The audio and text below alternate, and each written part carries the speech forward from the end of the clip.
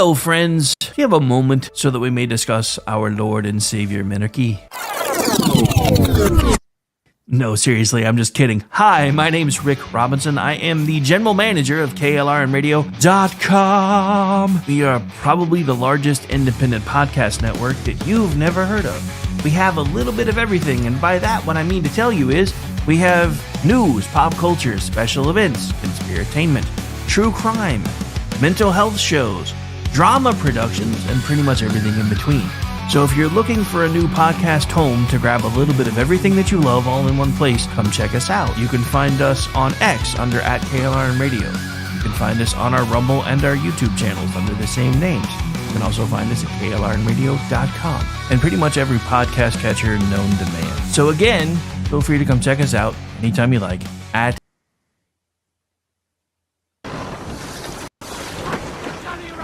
Come gather round the footlights, lads, and hear the old boards groan.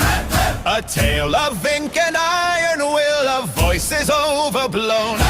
From mics and scripts to painted sails, we've traded shore for sea. The players will man the rigging soon. Aye, all hands, follow me. From Long John shadowed silver grin to Jim with compass true. We speak the words, we wear the scars, we make the old world new. No gold without the work behind, no legend without sweat. A stage, a ship, a single breath. The course is not set yet.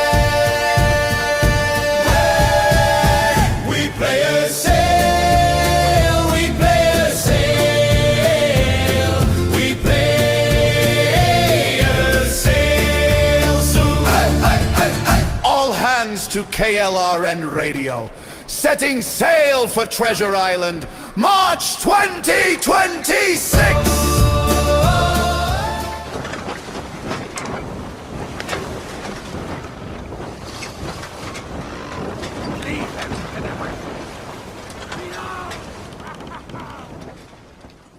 Not to be a backseat driver, but can you say for sure you got the best monthly payment possible on your auto loan? Could it be that you might have gotten a better deal by shopping the loan at a few places and have a lower car payment?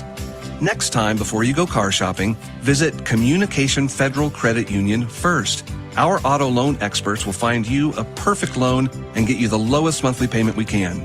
Communication Federal, your auto loan experts. Restrictions apply. Federally insured by NCUA. Hi, everyone. This is JJ, the co-founder of Good Pods. If you haven't heard of it yet, Good Pods is like Goodreads or Instagram, but for podcasts. It's new, it's social, it's different, and it's growing really fast. There are more than 2 million podcasts, and we know that it is impossible to figure out what to listen to. On Good Pods, you follow your friends and podcasters to see what they like. That is the #1 way to discover new shows and episodes. You can find Good Pods on the web or download the app. Happy listening. KLRN Radio has advertising rates available. We have rates to fit almost any budget. Contact us at advertising@klrnradio.com.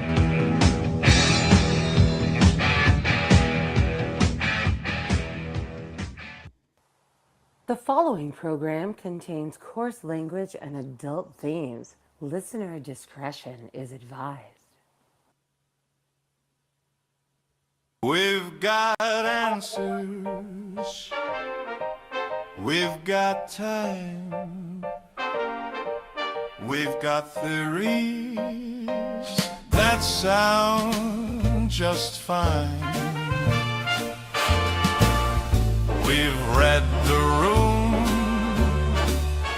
we've skimmed the page, been wrong before, but never afraid. We'll tell you why, we'll tell you when, we'll tell you how.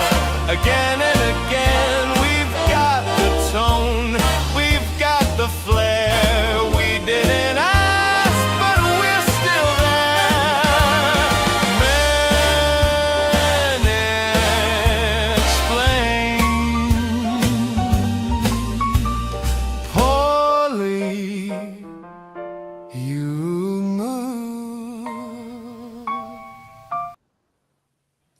Previously on Men Explained Poorly. And good evening, ladies and gentlemen. Welcome to the program. I am one part of the panel, Mr. Rick Robinson. Joined with me, going around the horn, we have Ordnance J. Packard. We have, yes, that V. Charles. And we also have Delaney. In a moment, we will hopefully have a Cosmic Bard joining us as well. You are listening to Men Explained Poorly right here live on KLRMradio.com. And I said it right. I just realized the other day when I was playing with my own version of the intro, I kept trying to get it to say Men Explained badly. And I was like, I guess it's a good thing I never used that since I was wrong. And the sad thing is I'm the one that named the show. So, yay. So, we'll start with VC. How are you today, sir? How are things? Earlier today was a bit of an eye-opener, but yeah, other than that, yeah, good to go. And if you follow me on Twitter... Brown eye-opener. Yes, you know what happened. And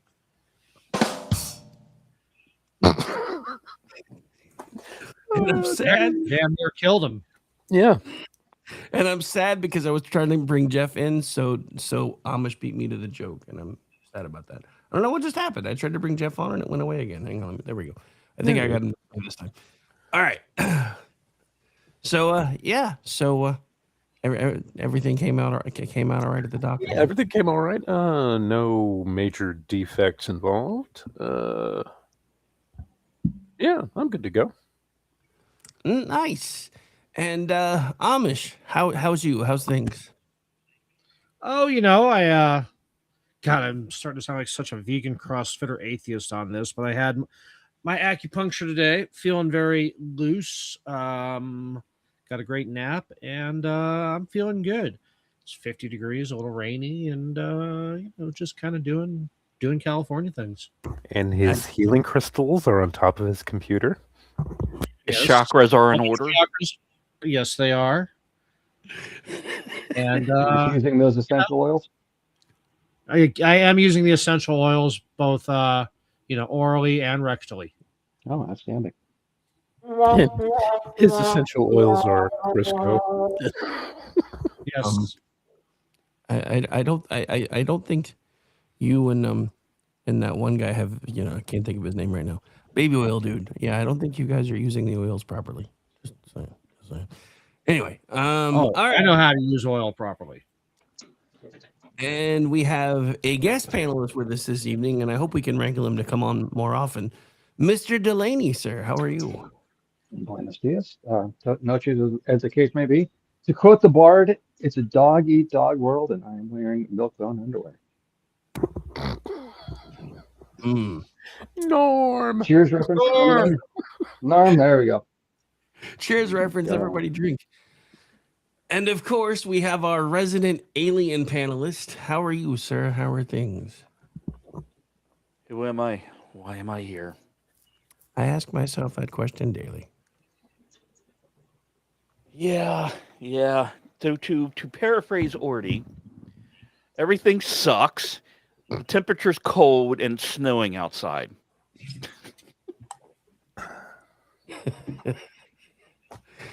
Well, that's what happens when you live in fucking Vermont, dude. The dark cloud to my silver lining. Yeah. Exactly. Winter sucks there. Just saying. Oh, Vermont. All right. We're not just about syrup. Syrup and white stuff, and not the fun white stuff either. Just saying. This hill is made of snow. Do you know what the street value of this mountain is? Yes, I do. All right, so if you're just joining us, we did the pilot episode of this show last week. It was basically just kind of a get to know the panelist session. Tonight, we're going to get more into kind of the vein of the show and actually have a few topics to talk around. I know. I realized it after I said it. I was like, damn it. But anyway. It's very vascular. Yeah, the blue vein of the show. I'm sure the show will rise to the occasion. I hate all of you right now. Oh, come on. You guys are going to make me choke to death on the air. Our ratings will go up. Yeah, because there'll be a death live on the stream. Did you see that dude just die? We're gonna kill that guy. Isn't it great?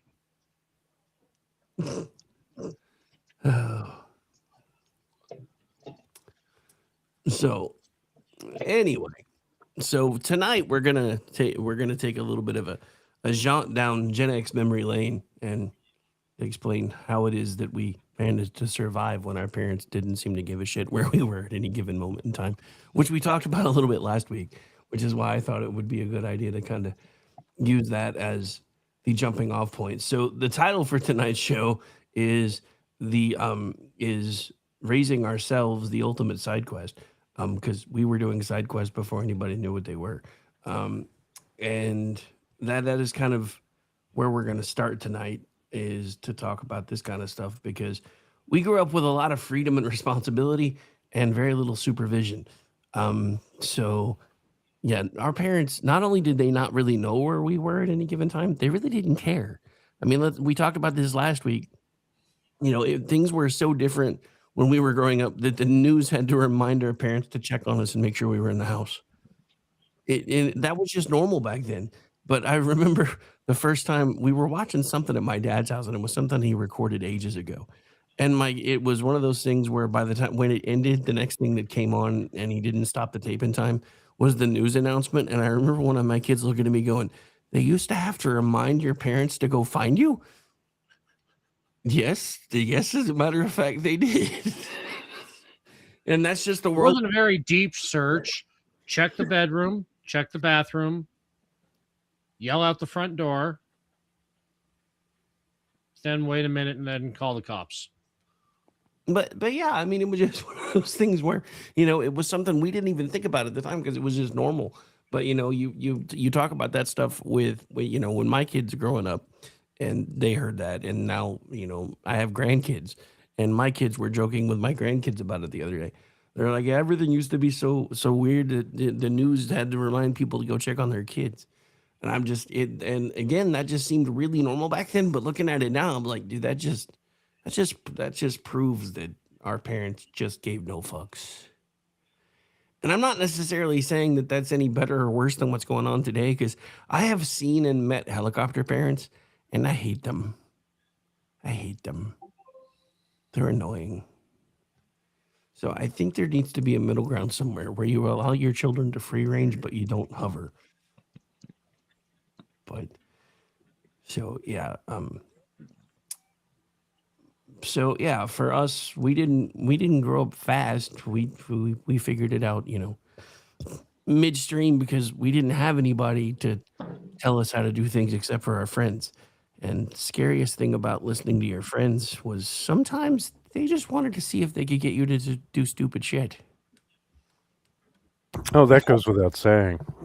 I fell for that a lot when I was a kid, though, because all my friends were 3 and 4 years older than me. So I was always the gullible little kid that they could get to do crazy shit. So I think that's the whole reason they let me hang around with them, because you remember and I make this joke all the time about the little dog, the where we go in Spike, what do we do in Spike? I kind of feel like that's how my friends thought I was, because I was so much younger than them, and I was just excited to be included. And they're like, "Hey, go do this." I'm like, "Okay, cool." Yeah, I'm surprised I lived through some of the things my friends tried to have me do when I was like 7 and they were 13 and 14. You know, I'm going to be fair to the other generations. That thing with your friends encouraging you to do stupid things, that's pretty universal. I mean, it wasn't many years ago that we were all looking at kids eating Tide Pods going, "What the fuck?" And then we're the same generation that would build like a launch ramp for their bicycle and jump over 5 of their friends and have the fat one we didn't like at the end. Yeah, so ubiquitous everyman's making a great point. We at least had more supervision than the silent generation, because, you know, apparently his dad's parents let him hitchhike to Oklahoma.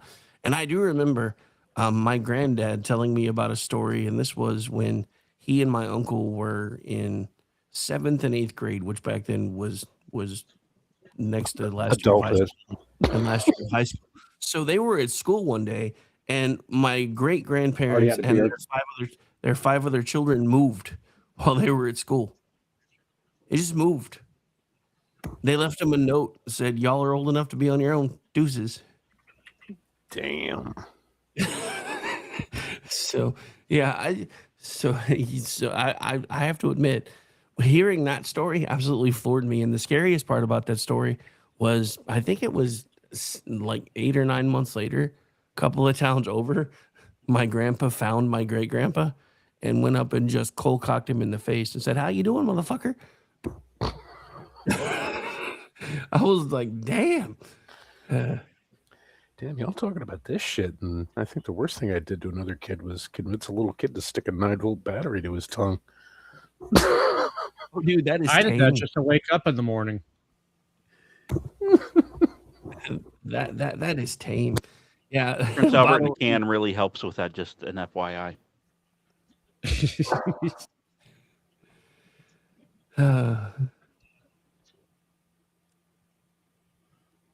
So topic. We already kind of started on the topic, sir. Yeah, it's. I guess now we just go into specifics. You know, like you do. I mean, I have questions and stuff. I just didn't know if we were ready for those yet. So Yeah, go ahead, throw them out there. Yeah, do it. okay. So question number 1 is this one. And it's, what's the first moment you remember realizing, yeah, I'm really on my own for this shit? And we'll start with Amish. Was there ever a moment when you were just like, when you realized that, holy crap, I'm on my own for this and there's there's no help coming other than maybe your friends? Yeah, I think that was. I mean, I know we all have like skills that we developed early, but I think it was the first time I had to engage in bathroom surgery to get a BB that was sort of lodged in the skin, but didn't like penetrate all the way through. So, just squeezing it wasn't popping it out. So you had to get the old Swiss Army knife and kind of dig a little bit, and then knowing to use hydrogen peroxide and a Band-Aid. That's when I kind of realized I'm the one who has to deal with the consequences of my actions. Finding that out early in life was a lot of fun, let me tell you. And VC, how about you? Was there ever a moment in your early mid-childhood where you just kind of realized? Yeah, we like I said last week, me and my friends used to get on our bikes and we used to ride all over the goddamn place. I mean, we would ride up near Rockland County, we would ride into Connecticut and all kinds of stuff. And it was actually on one of those Connecticut runs. And we were riding back from Greenwich, Connecticut, which is about maybe 30 miles as the crow flies from New York City. And we were coming back on Route 1, and I ran over a piece of glass, and it popped my bike tire, my front tire.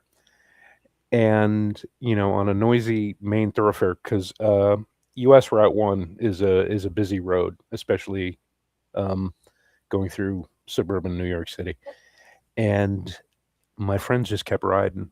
Nobody heard me yelling. And I'm about maybe 15 miles from home, and I've got a flat tire. And I start shitting peach pits. So I just started walking. And luckily for me, about 20 minutes later, they come back because they finally realized, where the hell is he? So they backtracked and they found me.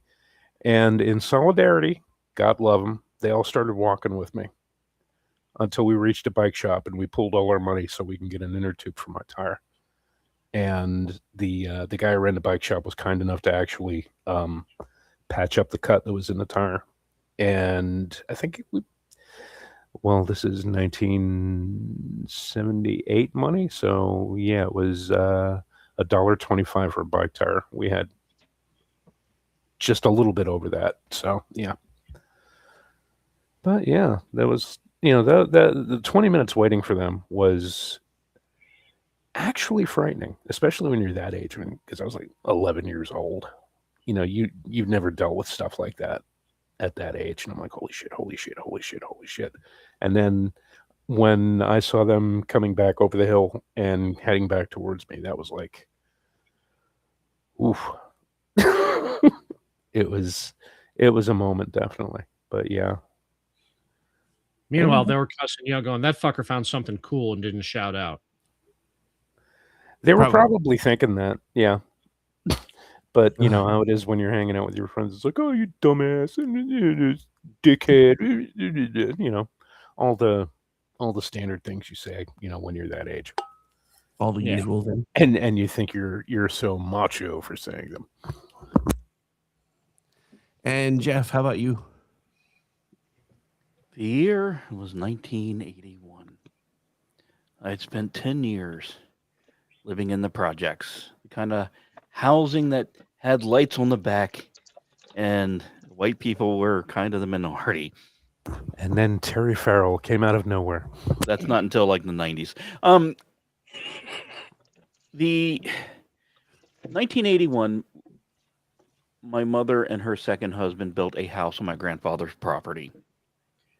Now, mind you, like I said, growing up in the projects, there was one good thing about it. There was an outdoor hose hookup everywhere. Now, keep this detail in mind as I move to the country where I'm going to eat a lot of peaches. And, oh, come on, no one? No one? No, I was there. I was just Okay. remembering the next verse. I was about to bust it out, but So I'm on my grandparents' property. It's 4.5 acres.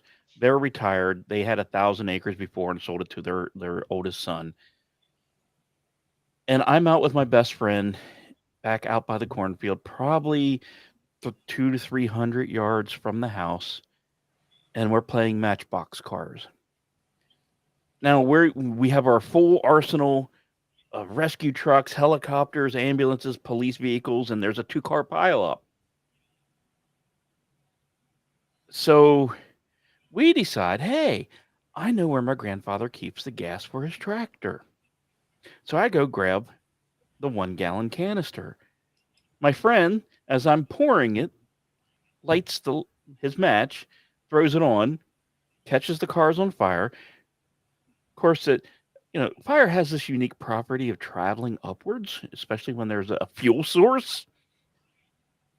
So, of course, in a panic, I throw the can away. Now, thankfully, I was a baseball player, so when I threw it far enough and hard enough that there were intermittent gaps. So only the part of the ground where the Matchbox cars were on fire. But it was fall, so things were drying up after harvest and everything like that. So my first thought was, go grab the hose. Then I realized, oh shit, I'm 300 yards away from a hose, and the hose is maybe 50 feet in length. So then I remembered the kitchen, the chicken coop was about 100 yards away. And I figured the only way to put this fire out was to go into the kitchen coop where the water was stored and just carry the 5-gallon jug of water over to the Matchbox cars and let it rain like God was flooding the earth again. And after all the fire was out and we capped up the gas tank and put in, we made sure not to let anyone else know what happened. Until about 3 days later, my grandfather's putting something away in the little shed where we were at. And he calls me up and goes, Jeff, what happened out here? So I explained it to him, and he starts laughing. He goes, seems like you sort of handled it yourself, didn't you? I'm like, yes, sir. Oh, okay. Nothing got hurt. You're good. And that was the kind of like, oh, crap. Okay, I need to, I'm on my own for some of my fuck ups. Oh, wow. No, you said, oh, I saw the chicken house. And like, yeah, chickens will put out that fire. And Delaney, how about you? Similar to Vincent Charles, I was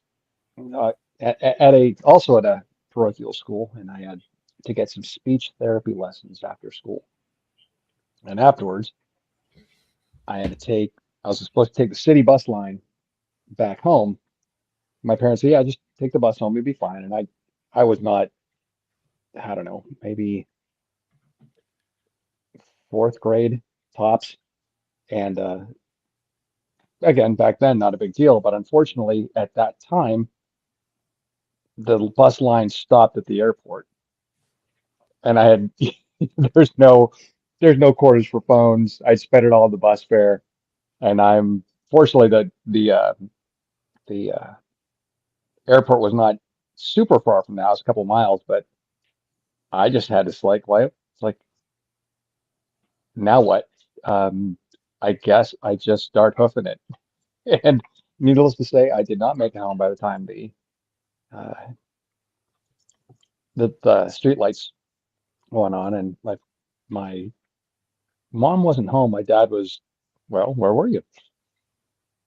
Well, I just had a grand adventure on Route 5, walking home and trying not to pee myself when cars were whizzing by. But yeah, it was. I think my kids now, it's like they're tethered to a phone, and that sort of thing would almost be unheard of. But it was um, that was that was a formative experience. I may or may not have needed to change my pants when I got home. But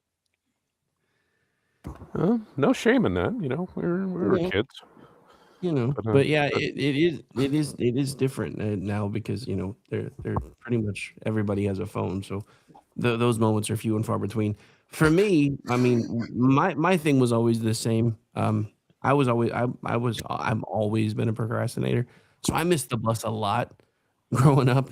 Now, when I lived in Oklahoma in the house that I grew up in until we moved, it was never really that big a deal because that the school was literally like maybe a half mile from my house. So even if I missed the bus, it took me maybe 10 minutes to get there. So it wasn't a huge deal. Most of the time, if I missed it, I just tell my mom, hey, I wasn't feeling well and I moved slow. So I missed the bus. But when we moved and I moved to Seattle, at that point, we were maybe 6, 7 miles from the house. And I remember the first time I missed the bus because I was trying to get shit out of my locker because I had tons of homework and had to go back to my locker, and the bus left by the time I got out there. And so I called the house, and by then my stepdad was always home by like 3 in the afternoon, and I got out at like 3:15. So I called the house. I'm like, "Hey, I missed the bus." He's like, "Good luck. It's gonna be a long ass walk home." So first of all, so remember that I'm used to the school being like a half mile from my house. I literally was walking like 7 miles, and one of those was a hill that was at a 30 to 35 degree angle, which was really steep compared to where I live, and it was a half mile going up the hill and then down the hill, and it didn't matter whether you were coming towards the school or leaving the school, you still wound up having to go either up the hill first and then down it, or down the hill first and then up it. And it's Yeah. so I'm like, and so this is me at maybe, I guess I was probably 12, 13 years old, because by then I was in seventh grade. And dude, I swear it took me so long to get home. I was so mad. And when my mom got home and was like, yeah, I called Jim and he told me to walk. And she's like, but you won't miss the bus again. I'm like, y'all suck. But I guess I should have been used to that by then. So yeah, Seattle's unfortunately, more that did hilly happen than a people couple of times. realize. I'm sorry, what was that? I said Seattle's a lot more hilly than people realize. Dude, especially when you go from Oklahoma to Seattle. I mean, 90% of Oklahoma is fucking flat, just straight. And then you go to somewhere like Seattle and there's just hills everywhere. And so I'm walking and I'm just like, "Ugh, I'm dying. I'm dying. I'm dying. I'm never missing the bus again." Of course, I did miss the bus at least 2 more times because I was an idiot. But yeah, that first time that was, oh my God, he's actually gonna make me walk all the way home. It's like, yay. Rick Thanks for walked that. uphill both ways. I really did. I actually did have that because how I got to school, I went down one street and then it went up a hill, then it went down a hill to the school. And so I literally, going to and from school, I would have to walk uphill in the snow both ways. Ugh. All right, so Was next this question. this chased you across the football field? So next question. Do you think raising ourselves made us more capable or just more reluctant to ask for help? And we'll start with Delaney this time.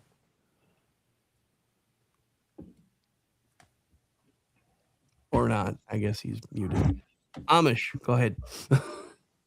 Yes, both. Cheater. No, I mean, no, really, it did Helps when because I I don't mean, what? when I'm unmuted. But Okay, go ahead, Delaney. Go ahead. You're here. You're go for it. You're I on was gonna deck. say little from column A and column B. Pretty much all swords have two edges, so True enough. it's beneficial and a drawback, like pretty much anything else, just depending on the circumstance. Yeah, it seems like the chat's kind of coming up with the same thing. They're using Amish's line, "Embrace the power of Ant." And VC, how about you? Yeah, I got to go with both on that. Because after that first incident, with the bike tire and all that stuff, I realized, because my father before he ran the bar, he was a fleet Marine, and he always used to say, always be prepared, always have a contingency plan. And he's explaining this to like an 8, 9-year-old kid, and I'm like, okay. And I had no idea what he was talking about. What's the contingency? Yeah, exactly. And after the bicycle incident, I started thinking, well, yeah, maybe I need to start planning for this stuff. So I got one of those little, like kits that you tied off with straps, behind your the seat post on the bicycle, and it had like a spare tube and some glue and like so you could like connect things with in case something broke. And I think if anything, that was my first real lesson in self-reliance. And yeah, after that, when you have that mindset after a long time, and I've had it for a very long time, you become self-reliant. You're more reluctant to ask people for help because 9 times out of 10, when they try to help you, they're going to muck things up anyway. So yeah, both, definitely. And Jeff. I am going to go against the grain here and say it made us stupid. Wait, what? It made us stupid because at the same time it made us more reluctant to ask for help because in our own brains we were going to be told to go do it anyway because history had dictated that to be the proper answer. It forced us to be more capable instead of being more forceful for asking for help when stuff we didn't know. It made us, I'll say it, it made us waste time on shit that could have been solved quicker. Now, I say that with the understanding that, yes, it did make us more capable in the long run. But I do often wonder our stubbornness trying to find that 4-hour window on how to fix something. If we would have just asked our grandfather, hey, how do we fix this? And he shows us in 15 minutes so we could go on to the next subject. How much smarter and reliable and capable would we have been? That's fair too. No, I mean, it's definitely a fair point. I mean, we have spent a lot of time spinning our wheels trying to figure something out that, yeah, just quick question would alleviate. I mean, that's I look at it as that's how I am 6 months ahead of everyone now. I asked for help with the right people. I feel he's already living in 2027. I feel like there was a shot there. No, actually, this one was not it wasn't a complete shot, but it just people with work. No, I know, I get it. I'm just being a smartass. But yeah, I mean, I think for me, I think it did make us more capable. I do have to agree with Jeff. I think sometimes our stubbornness kind of became our own worst enemy, but our stubbornness was also something that we learned. Because for me, it wasn't that I never asked for help. It was anytime I asked for help, they were like, go fucking figure it out. So, and it didn't matter who I asked. It was whether it was my dad, my mom, my granddad. It was all basically the same answer. You're gonna have to figure this stuff out for yourself. So just figure it out. So I got to the point where I wouldn't ask for help. And my dad to this day gets so mad at me still because if there's something that I'm struggling with, I won't ask him for help. I'm like, dude, you never wanted to help me when I was younger. So why would I think you're willing to help me now? And he just gets so mad at me about it. I'm like, dude, I'm modeling the behavior you taught me. You can't get mad at me for modeling the behavior you've taught me. It's like Because that old. It's like that old cigarette commercial. I learned it from you. Okay. Yeah, 100%.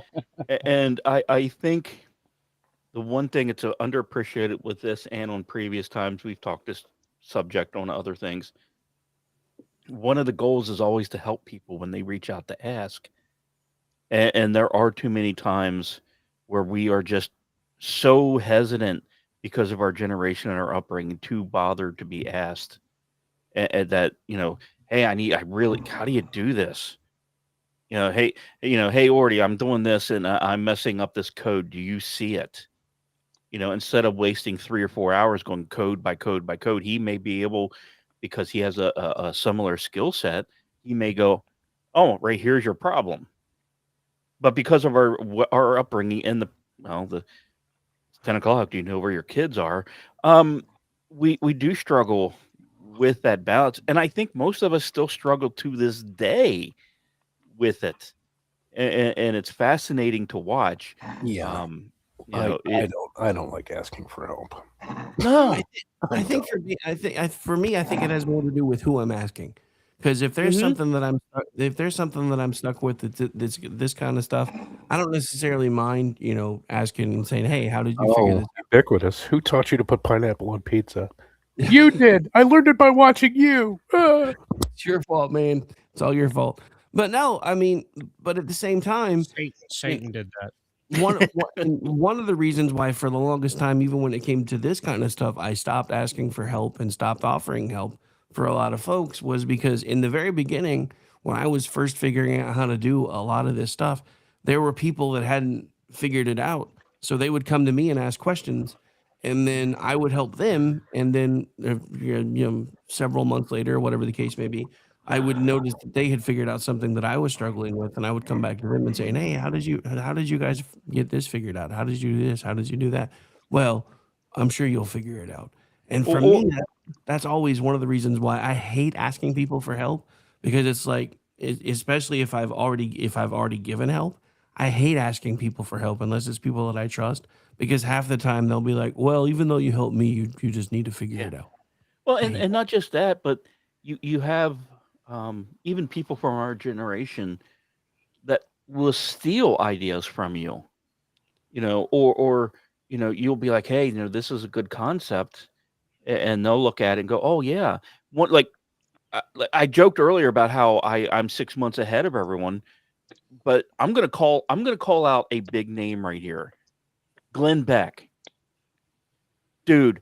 I've been doing themed songs that are AI for over a year. You're not creating anything new here, okay, buddy? It's true because if you listen to the Juxtaposition archive for the last year and Lost Wanderer and In the Crease, yeah, no, he's done songs for, the specific show. I mean, not just like the show, the episode, what the topic of the episode is about. So, yeah, Glenn, you're not innovating. No, and that's part of the whole reaching out for help because we developed a lack of trust somewhere, and I would love to know where that lack of trust really developed. I think among a lot of our generation. I think it's the first time you get screwed over. pretty much. Well, okay, for our generation though, and without getting into too broad of a picture, while we were growing up, we saw so many institutions fail. It was like our generation that watched our parents' jobs get shipped overseas. It was our generation our generation was told you're going to die in a thermonuclear exchange, and then the fucking Berlin Wall fell. And be protected by wooden desk. Yeah, and be protected by well, yeah, mine was more of this weird beige steel with simulated MDF top on it. But yeah, which is funny too because growing up, the elementary school I went to was condemned after an earthquake, and when we were in high school, a teacher was showing some of the pictures of the classrooms from it, and I'm like, "Hey, look, there's my desk split in half by fluorescent, coming out of the drop ceiling and split in half by a fluorescent, big fluorescent light system. So not as secure as they made him to believe. All right. So next to last question. What's something you're really good at now that you probably learned too early and paid for later? And Amish, no Circle K jokes. Just saying. I mentioned it at the top of the show, bathroom surgery. I will really fight having to go to the doctor. So anything that can be handled with a pocket knife, some tweezers, some nail clippers, and a good piece of gauze, I'll handle that. And surprisingly, I got pretty good at. I don't have a lot of scars, but what I've paid for in that is a couple of years ago. You all remember when I suddenly, at the age of 50 something, came down with appendicitis. I just thought I had a flu and had the shits and didn't go to the doctor. And when I went to the doctor, because I was still feeling kind of shitty after a few days, my boss actually said, "No, you really need to go to the doctor." And then so when I went, they said, "Okay, we're going to do a couple tests and then we'll get back in touch with you." Before I even got home, they said, "Go to the ER immediately." So that was kind of like, had I had not been as hesitant to go see the doctor for fairly serious things. I mean, unless I'm losing an arm, I won't go to the doctor. Same. And so it's not to say I'm good at first aid. I'm good at asshole first aid. And that's it's cost me a few times, financially and health wise, of just being hesitant to go to the doctor when something was absolutely wrong. Yeah, Rooster, that won't work so well now that you're married, my friend. He says I try to handle all medical issues with chicken soup and extra sleep. That works great when you're single, not so much when you're married. Yeah, true. And for you, Delaney, what's something that you're really good at now that you probably learned too early? Absorbing pain. Like I could, back in the day, you're especially going to the military pretty young, and you just keep on going. Doesn't matter how much it hurts. It's like, oh yeah, you can push through that wall. You can push through that wall. You can push through that wall, and then rub some dirt on it, walk it off. Exactly. And it's like, oh yeah, I can go to failure, and then I can keep on going past that. That's fine. And then of course that just does not work as you're, especially mid. I'm halfway. I'm already past the midpoint of my 50s, and I still am too damn stubborn. I mean, I'm better at it than I used to be, where I will like, okay, back off. You've already pushed too hard. Back off. But that my, I don't know, say 15 to 30-year-old self is screaming at me to just keep on going. Ah, you suck. You do this. You keep on going, or you're a wuss, or and it just. I mean, yeah, I probably still could, but then there's what price am I going to pay afterwards? And it's very difficult to turn down that voice that just says, "Well, you used to be able to do this. Why can't you do it now? You suck." Push through. It's yeah, just keep on pushing. What's the matter with you, wuss? So that's that is a battle I continue to have with myself. It's funny because half the DMs between Delaney and I are always, "Yeah, fucked this up today." It's true. It's true. Every time I go to see my pain management guy, he's like, "Oh, how's this doing?" I said, "Well, that depends on my level of stupidity now, doesn't it?" He's like, "Well, all right, fair." Let's say I joked about this sometime. I can't remember what show I was talking about it on, but it's like every time I go see my doctor, the first things are cyclobenzaprine and Advil 800s. I say, "Yes, please." It's okay. Now, why are you here? Nice. All right, Jeff, how about for you? That women suck.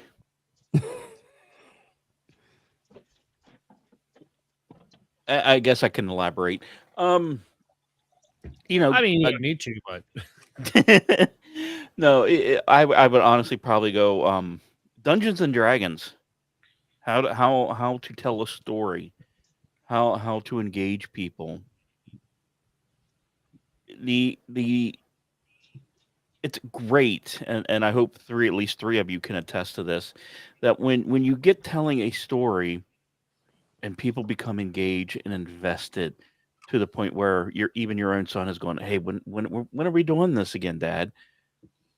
You're like, oh, okay, great. I'm great at this whole storytelling and getting everyone in. But the problem is that I noticed I didn't pay for until later in my life is I'm great at picking out individuals' purposes.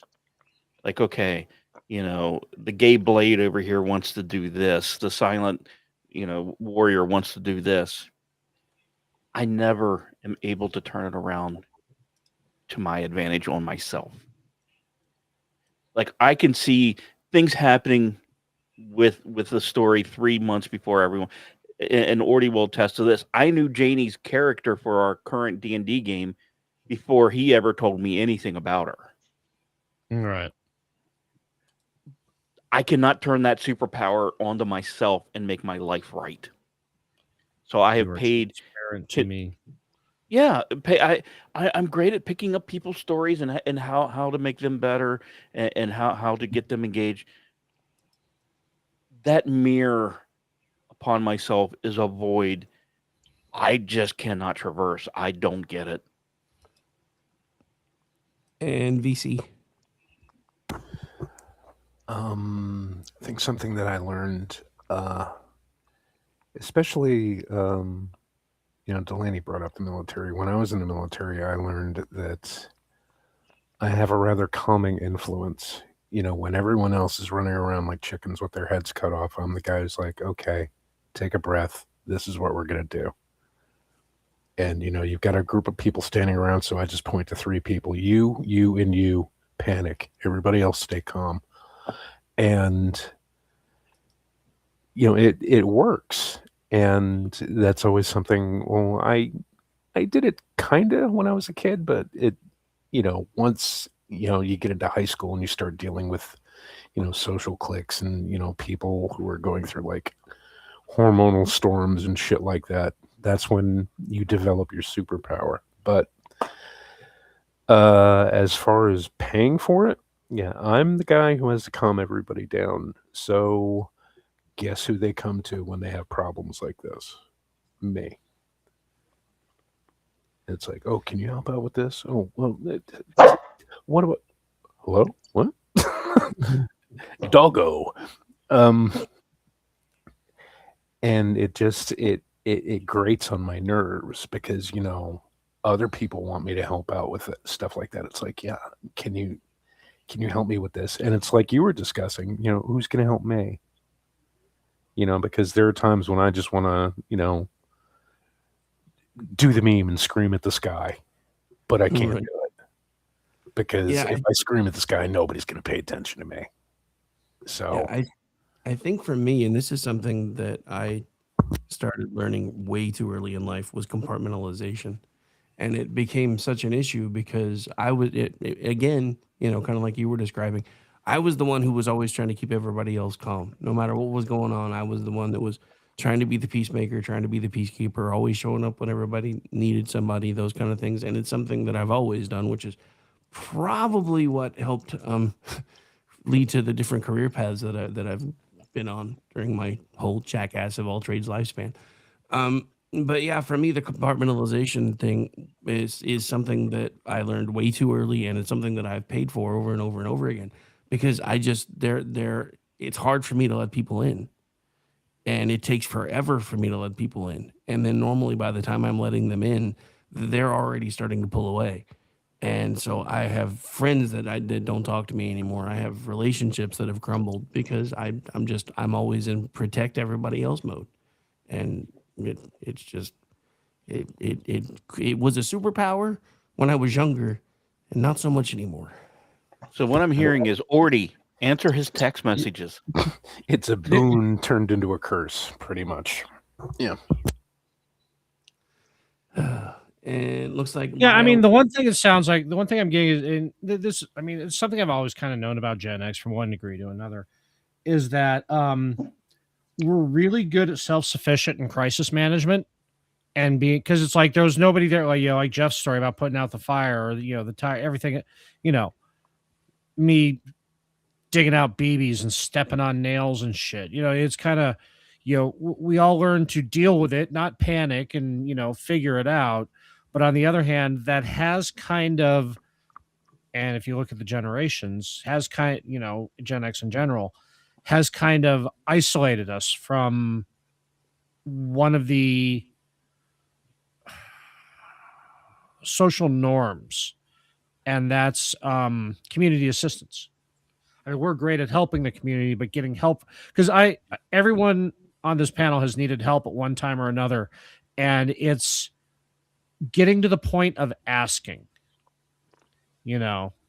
As like Jeff with your Jeep, and is all of us. We've all needed assistance. It's just how many different times did you have to tell me to start a give, send, go? Yeah, at least a half a dozen times.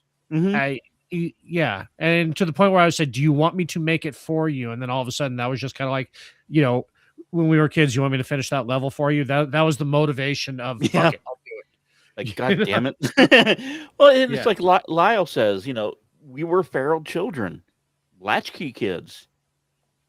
This is not an uncommon theme, I think, for most of us here, because I still think Rick is the youngest of the bunch, which I find hilarious. We are God. Could you imagine being a parent and treating your kids like our parents treated us? No, I did, and that's why my kids are studs. I call my mom and my dad, who's deceased, my egg donor and sperm donor,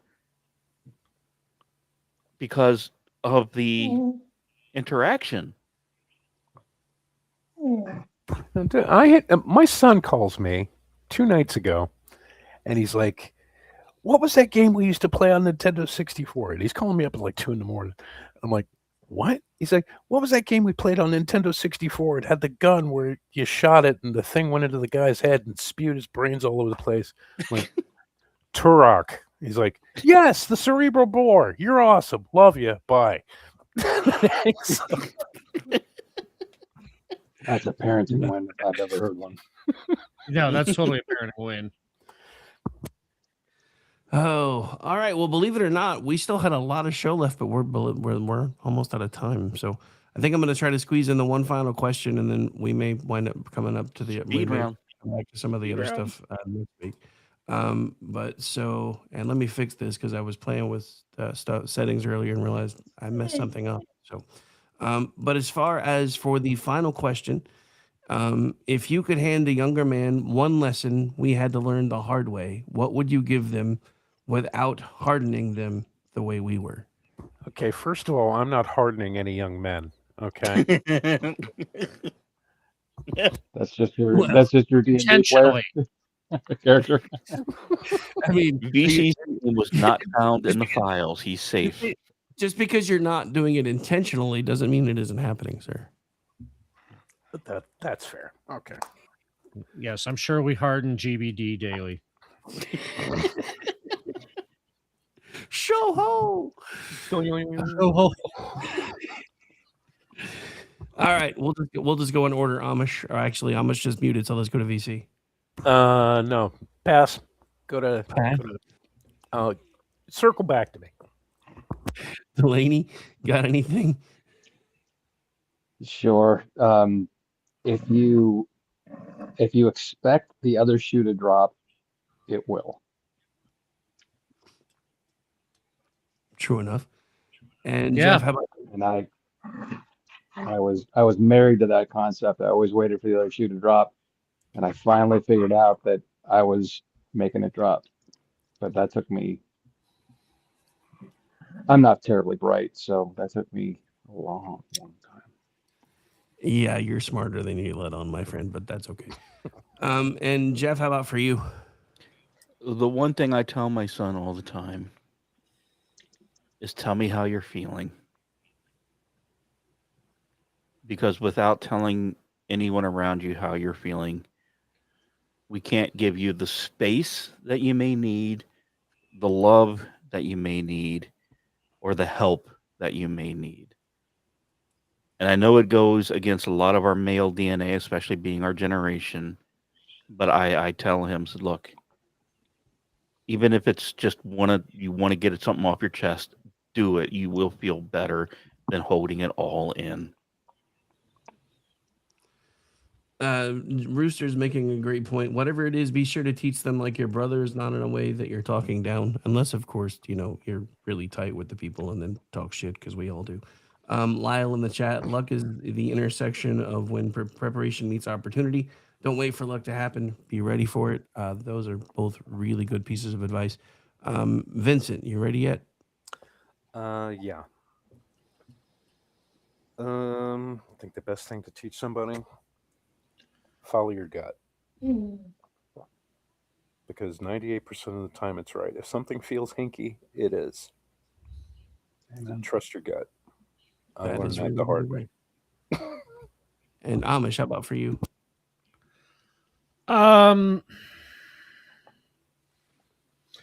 Nobody's coming to help you, but that doesn't mean you can't go find help yourself. Or if nothing else, be the help that somebody else needs. But that's still really good advice too. Well, yeah, no, but I mean that goes the other way. It's just because nobody's coming to help you doesn't mean that you can't offer aid, but that also doesn't mean, I know that we use that in the shit hit the fan space where nobody's coming to help you, but that doesn't mean you can't go looking for it. Shit hits the fan. 2 people can hunt more effectively than 1. Ubiquitous everyman. Trust Not your wrong. Gondrak. So yeah, good advice. I think for me, if I was gonna pass a piece of advice along to a younger man, stop trying to argue to win, because when you're arguing to prove a point, everybody loses. Try to put yourself in a space where you're willing to listen, because if you're always out to prove a point, and this goes for both sides of the argument, but somebody has to be willing to lay it down and say, look, how are we going to fix this? And that was something that it took me a long time to learn, because I used to love. I thought you were just talking shit about my Twitter account. Also, always the bonus lesson: never stick it in crazy. Well, no. I don't always agree with that. Vincent, hush your mouth. I still want Santa. I'm sorry, but grippy socks, grippy box. All I'm gonna say about that is never stick it in crazy more than once, unless it was. And remember, crazy has probably worn a straitjacket, so they're okay with restraint. Just saying. All right, we do have VC coming up, or not VC. We have BZ coming up here in a couple minutes. So we're gonna start with Delaney since he's the guest. Where can folks find you, sir, if you want them to look for you? I'm pretty much incognito except for popping on here and Jeff's magnificent D&D adventure, which is, damn it, that's just some fun shit. Other than that, I find X to be a cesspool, and it decreases my faith in humanity on the daily. So I try to avoid interaction as much as possible. Hey, Ordy, Delaney does read your timeline. Right. I do. It's entertaining as hell. It's there's a lot of people who are obsessed with trains and don't understand basic history, but it's it doesn't give me much hope for humanity to see what he's got to deal with on a daily basis. I don't know how he. And they just come to me. It's not like I go see. You are the whisperer. He's the retard whisperer. And Jeff, where can folks find you? You can probably find me in Founders Girl's tweets, because she just recently posted a picture of her ass with her sunglasses that someone said was her. Sorry, that's an inside joke for many of us. But I have to go find her. You cannot find me. I'm done. I'm tired. But my new show premieres February 20th. Nice. And VC, how about you? You can find me on Twitter, yes, that be Charles. You can find me every Sunday evening at 6 p.m. Eastern Standard Time on the Vincent Charles Project with Jeff and Ordy, who join me on the regular. You can also find me here every Tuesday evening at 10 p.m. Eastern, where I explain things poorly with the rest of y'all. And I will be joining Jeff on his new show come February 20th. And I'm very excited. And Amish, how about you? You can find me tomorrow with you on Rick and Ordy. Friday, we will be recording our next table session of the Jeff's D&D adventure with Delaney and VC and the EP and JD Mack and of course Jeff. And then those will be dropping on the 20th. You can find me Saturday night when Rick and I make up our episode of Juxtaposition.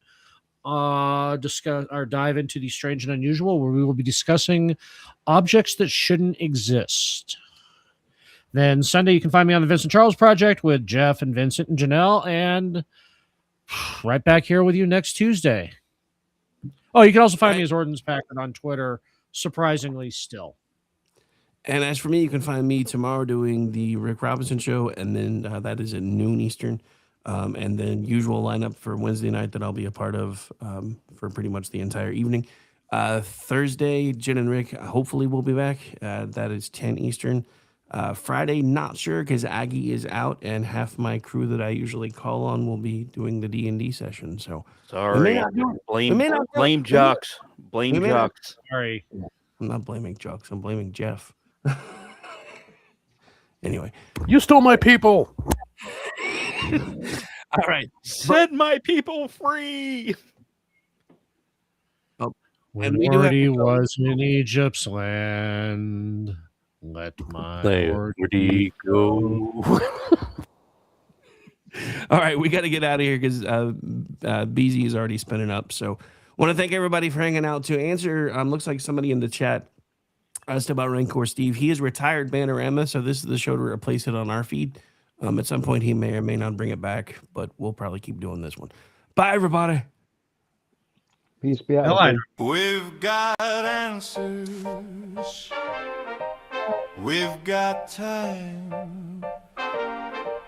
We've got theories that sound just fine.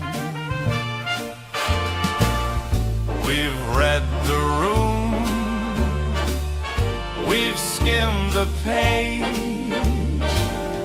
been wrong before, but never afraid. We'll tell you why, we'll tell you when, we'll tell you how. Again and again, we've got the tone, we've got the flair. We didn't ask, but we're still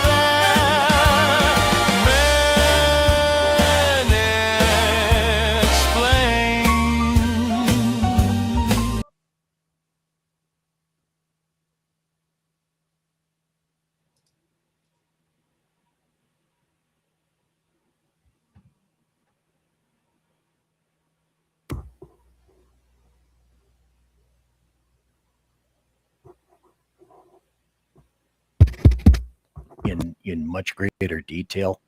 But for now, and if this show goes an hour, that's fine. If it goes an hour and a half, that's fine. If it goes 2 hours or it doesn't even make 2 hours, I don't care. When we're done, we're finished. And then what I'd like to do before we go is I'm going to put this up really quick. Okay. See it? There it is. Now it's gone. And I'd like to have Sean. Earl is laughing already. I didn't see it. I was looking at the other screen. Okay. This one. Now you see it. Now you don't. Yeah. And so that's what I spent about an hour talking to Sean about earlier today. Like I woke up and this was news to me. And it's like, Well, holy crap. And then if we have time, if we still feel motivated about that, I'd like to talk about this chump and what's happening with this, because apparently there's a whole bunch of new stuff that's occurring. And if we have time, cool. If we don't, that's cool too. But anyway, I want to start because I did not know this until Sean confirmed. You know, I already know that Sean didn't tell me all the information properly about Earl Jackson down here. And that's okay. A long time ago, he didn't tell me that he knew Earl Jackson before I got Earl on the show. And I thought, hey, this Earl Jackson guy sounds really cool. Let's get him on the show. And then Earl said, oh, yeah, I already know Sean. I worked with him in the police department back on the East Coast. Thanks, Sean. And the thing is, when you reached out to me, I thought you knew that already.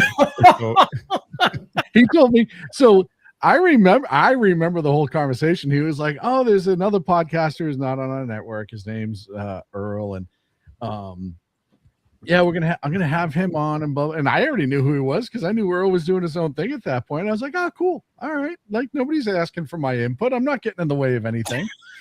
And yeah, so the interview happens, and I can remember BZ was like, yeah, the interview went really well, and Earl's a super cool guy, and he's got a great story. I was like, uh-huh. And then at one point you said something. I'm like, oh no, I know. I've known the guy now for like 20 years or whatever it was at that point. I used to work with him, like spend hours next to him on a regular basis in a cruiser. I know exactly who he is. And he was like, you son of a bitch, you never told me. I'm like, yeah, thanks.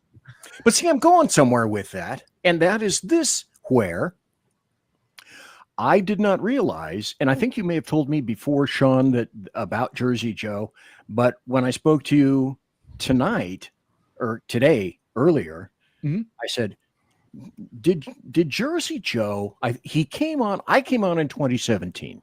You guys started in, I don't know, 11, 12.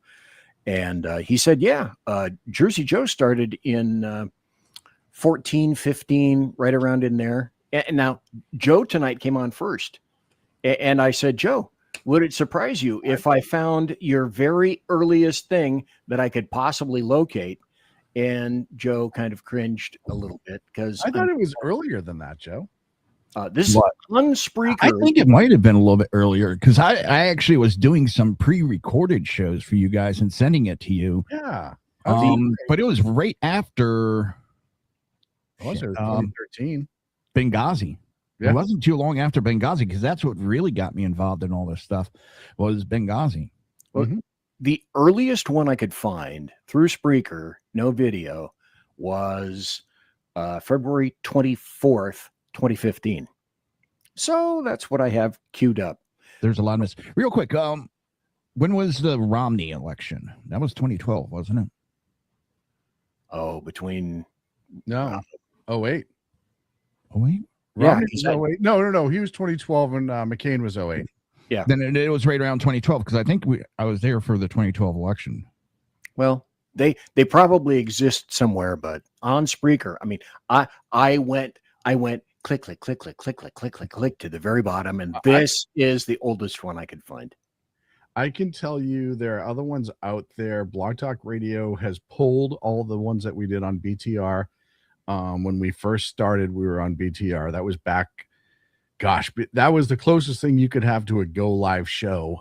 It still wasn't Go Live, but it was audio only. And we had a bunch of shows on there that were kind of our original shows. And that's where we met Ken McClinton. That's when we started doing podcasts. The first couple were pre-recorded and uploaded. And you had to actually work for it. It wasn't like it is today. You actually had to try, and you had to learn how to do a lot of stuff. And then then BTR came along, and BTR simplified things, but the sound quality was garbage, but it allowed you to take phone calls and stuff like that. And it's funny, I mentioned before we went on the air, one of the comments we got under the 1,000 subscriber post was a guy named Smokey in Texas who said, I've been listening to you guys since the BTR days, which is, I mean, incredible. Anyone would stick around that long, but I do remember Smokey back in the day calling in on BTR. That we had a whole core group of people at BTR too, and it's funny. And yeah, here we are. Do you remember your first live broadcast on BTR? Yeah, we did BTR. We did BTR, and then we went to Live 365 when you could go live on Live 365. Then there was another one we used for a minute. And then we went over to uploading to Libsyn, and you would record everything yourself, and we were uploading to Libsyn and Spreaker at the time. And then I want to say 15, maybe 15. Yeah, I think 15 we went to video, and we started doing video back in the day. When that was an absolute nightmare, and you had to use the plug-in to get things so they didn't back loop on you. All that stuff, and 2 computers, crossovers, and then I forget the name of the app. I know Ricky's in the chat room. I know Ricky remember the app. There was an app that you had to run to keep it from looping and echoing. Mix minus essentially is what it created in a board. Well, there was that guitar thing we used too. Yes, yeah, the iRig worked for that too. Yes. Yep. 2 turntables and a microphone. Can you remember my first live? Your first live? Yeah. No, God, no. I don't remember like my first live specifically. Chris Peranto. Oh, Chris was your first one. That's right. Yep. Really? Yes. My interview with him. All righty. Well, let's then start with you, Jersey Joe. How did you first become associated with SHR? Who did you know first, where, and how? I wanted to do a show. I was tired of everything that was going on. I wanted to get my voice out. I forget the other guy I talked to briefly. And then I had saw Sean on X. And I messaged him, and we talked a couple of times, and had me record a couple shows and send it to him, and then got Chris Pronto, and he's like, "You're going live." I was like, oh, shit. And then it was just from there, it just spiraled into doing live nonstop. A lot of people don't realize that 80% of my working with other hosts back in the day was really me just forcing you into doing stuff you weren't ready to do and sending you out there and see what happens.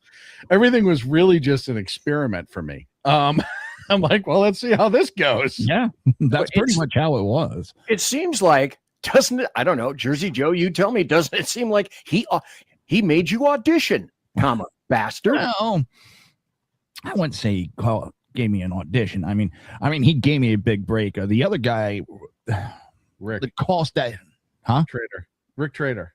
No, that wasn't him. I can't think of Big Black Guy. Oh, I remember that dude. Yeah. He's still doing stuff, but he's pretty much by himself now, I think. Yep. And then just the amount of money that he wanted, I couldn't afford it. And you gave me a shot, and you always gave me a spot, and never talked money, and just here you go. Yeah, it was a lot of fun. Let's hear Joe's early one though, because oh God. Yes, that's it. Wayne Dupree. Yeah, it was Wayne Dupree. Why does that name sound familiar? Oh, he was pissed at me when he finally got back to me. He was like, "Yeah, let's talk about it." And I was like, no, I already talked with SHR, and I agreed with them. And he's like, "Oh, you asshole." I was like, "Whoa. I'll never speak to you again." Yeah, there was a lot of anger there. Yeah. It was really weird because early on it was really cutthroat. And I know we said we're gonna start Joe's thing like 25 times, but one of the things you have to remember, and Ricky Robinson remember this because he went through this too, is you had all of these people who were, once podcasts started growing, once we started expanding and making friends, you had all these people who kind of had the same idea that we did of like, oh, I want to do a network. I want to get a bunch of people who work under my name, and then we can have a coalition. And because remember at the time, the algorithm on on the internet in general, not just within YouTube, but in general, was absolutely smothering any conservative voice, just smothering it. There was an issue of cost. The cost when we first started to run live shows and stuff like that, and just for all the programs and software, was really expensive. Now it's what, $13 a month if you want to walk through the door, cheaper in some places, right? Mm-hmm.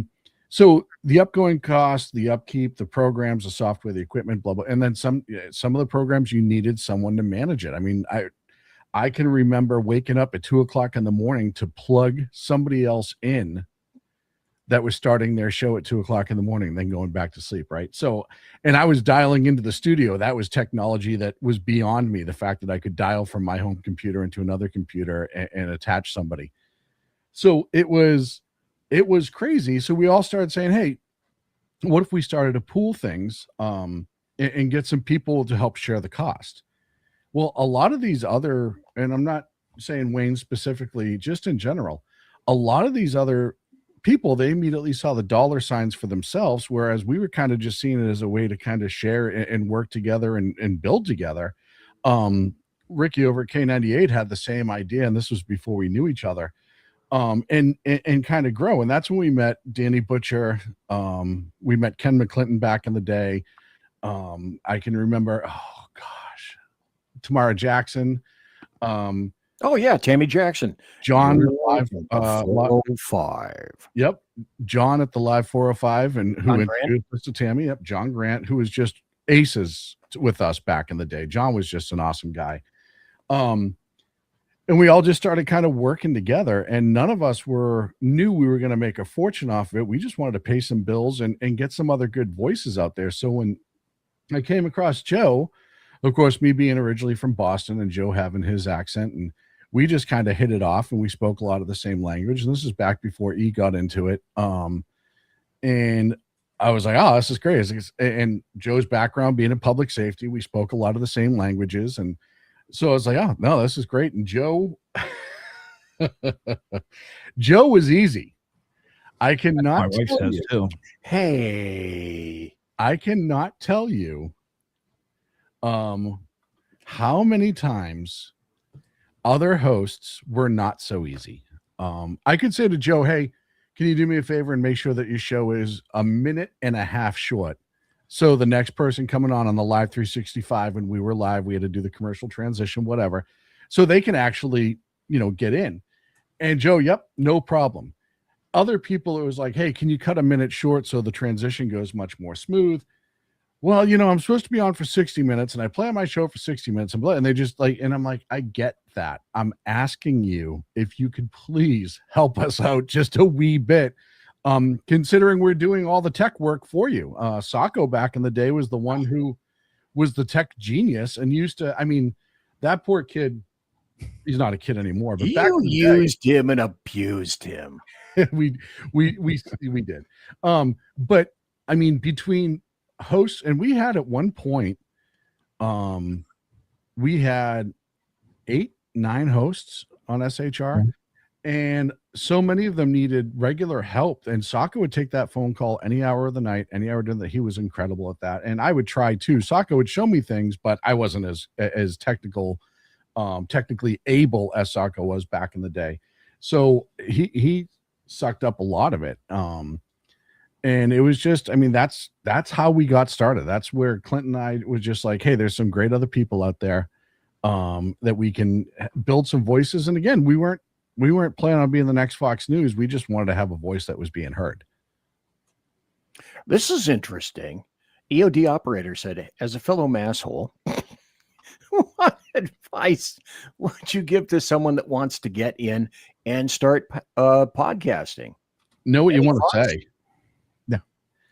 Know what you want to say and what you want your show to be about. Like I said, we're primarily politics. You wouldn't be able to tell that tonight because of the show. But we know our gist, and I would say you find it the cheapest program you can get to start. There's a bunch of them out there. StreamYard has a great option for it.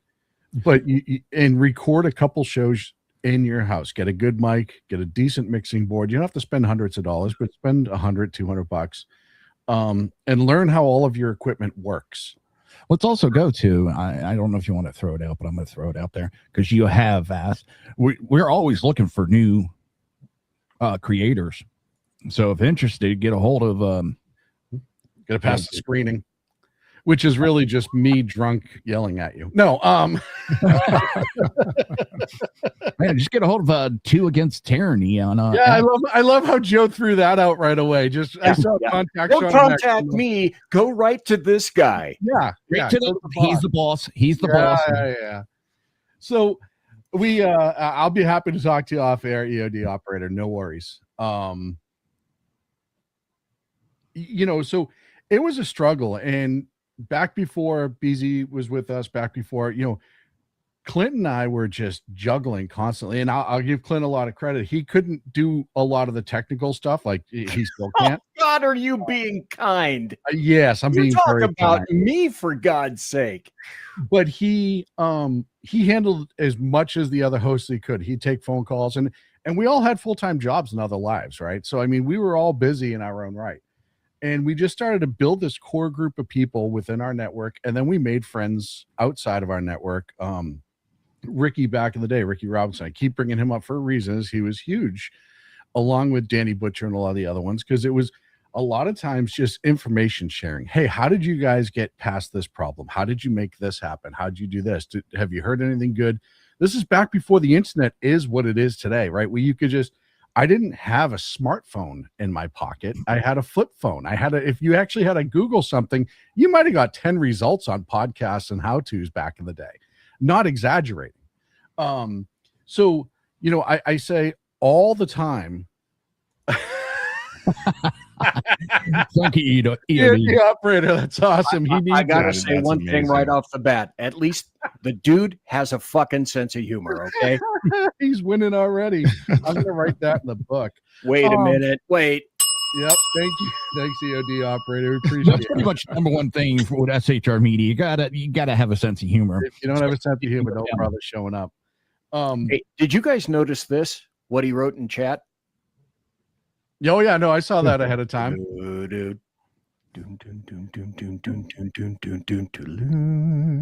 Yeah, but he was getting. Maybe you can give us some advice then. That's what I'm thinking. I look at his name, and then I saw him say that, and I'm like, no, he's going to get rookie treatment. He can wait till I respond to him before I. Okay. I'm kidding. I'm kidding. No, you opened the door. Walk the fuck through it. Tell me my rookie story. Hold on, we'll get to BZ because that was great. Jesus. Yeah, we're still talking about me here. Sharing a lot of the time. And it was just more of us trying to solve problems together and get each other guests because, again, we didn't have the internet. So to get guests was really hard back in the day. Ken McClinton was another great supporter of the channel. He was another great host who was around for such a long time.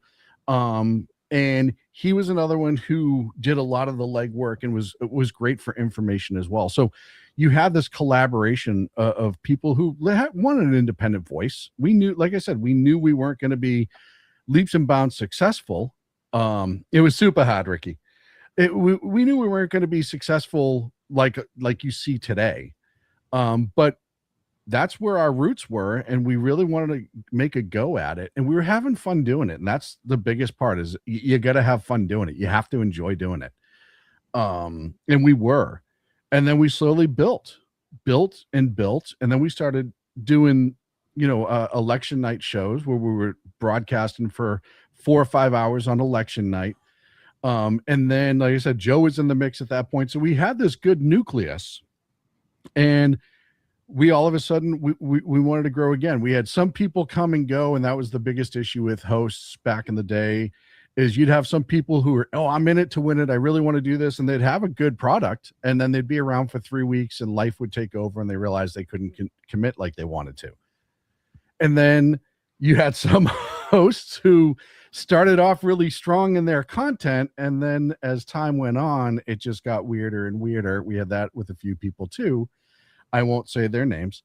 Thank you. But they were also amazingly one of the most needy hosts that we dealt with. And I listened to the phone call 9 times a day from that singular person. So, and yeah, I mean, Ricky's going to throw that out in the middle of his show. Yeah, let me commit to that on air right now, Rick. We'll talk, buddy. I don't think it's a bad idea at all. But you got to admit, there was nothing finer than the 2016 presidential campaign and how we covered that. Well, That so was I want to go back to 2015 when BZ came into the mix, because it was 15 for you, right, BZ? 16. I started Bigfooting your programs in 2016, and then I didn't get my own program until January 2017. And you started your podcast that was separate from SHR, but that's when you and I first started talking about it, right around that same time, right? Might have been a little earlier. I think when we started talking about it, yeah. But I started my show, the Liberty Cast, probably in it was probably around that same time, around 2015, 2016. So we're all like starting in the Stone Age. And I started my podcast with Anchor FM, if that tells you anything. I remember that. You remember that? Wow, that was old school. Really old school. So, we started having the circle expand, and then I found this old retired fuck on X who was bitching about politics all the time, and I'm like, hey, you know what? This dude kind of makes sense sometimes through the dribbles. And and then I reached out to him because I knew he was local, because he put right on his X that he's a retired Sacramento County Sheriff Sergeant.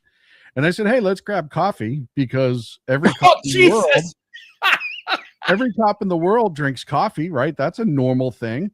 And except BZ is the only fucker that doesn't. And that was actually a red flag for me. That was actually a problematic red flag. I'm like, ooh, and I can remember saying to Clint back in the day, I'm like, I go meet this dude and see if he's interested. He did radio. We talked at that point a few times, and see if he wants to come in and sit with us. He needs a home. It's a home for little wanderers that we opened up here, clearly. And tell him what happened after we met. The parking ticket? Yeah. So we meet at a coffee shop that he didn't want to have coffee at, which is even funnier. So I'm having coffee, and I think he brought a Monster or something at that point. So we're bullshitting, and we're like, hey, yeah, why don't you come into the studio? You used to do radio. You want to do, you want to sit in with us on Sackheads a few times.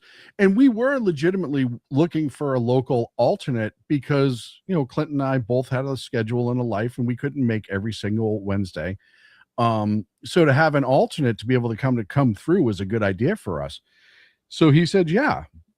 So Clinton, for most people don't know, he's a highway patrol officer. My history is in law enforcement. And the old sergeant walks through the door, and we pretty much tell him to sit in the corner and shut the fuck up. Like we went right back to like, hey, you may have done 42 years there, but you're new in this house, son, and you're going to be treated that way. And I can vouch for that shit. We abused the shit out of BZ for that first year. And tell him the best part. Tell him the best, finest abuse. Well, there was a couple of them. Oh, I'll get to Vegas. Okay. But it was all in good fun. It wasn't just pick on the old guy. That was just a lot of fun for us. But we knew right away he fit in, right? We were having a good time with it. We could joke. We were starting to, really work it all together. And it was working out well, because when one of us would need a night off, there was always two more people there for the most part. Yeah, which was cool. It was great to That was fabulous. Because I was no longer the FNG. I was going to say, Joe is no longer the fucking new guy. So we got turned on to Freedom Fest via Ken. Ken was the one that put us onto the Freedom Fest thing to go cover Freedom Fest. That was nasty EOD, but I love it. I know, it was pretty funny. On an IV drip, EOD. It was on an IV drip. So we set it up. We're like, we have the equipment to travel. We can make it happen. Sacco did the technical stuff. We called them. We made sure we had internet to do everything we needed to do. Yeah, we had 6 microphones. We could do all the recording that needed to be done. Great. Freedom Fest said, yes. Cool. Hey, BZ, you want to go to Vegas? BZ was like, yeah, it'd be great, but I'm probably going to drive because I'm not a fan of flying. And then hold on, I'm getting there, buddy. And it's only it's only a 9 or 10 hour drive from Sacramento to Las Vegas. It's not that long. No, it really wasn't. And BZ had an SUV that appropriately fit all of the stuff that we needed. I had my Kraut car. Yep. And Sacco Clinton and I said, well, if we can fit all that in BZ's and he's going, he can be the equipment hauler and we'll just meet him there. And we flew to Vegas. Cocktails. Hey, we met you when you finally got there after we'd been drinking. Sure.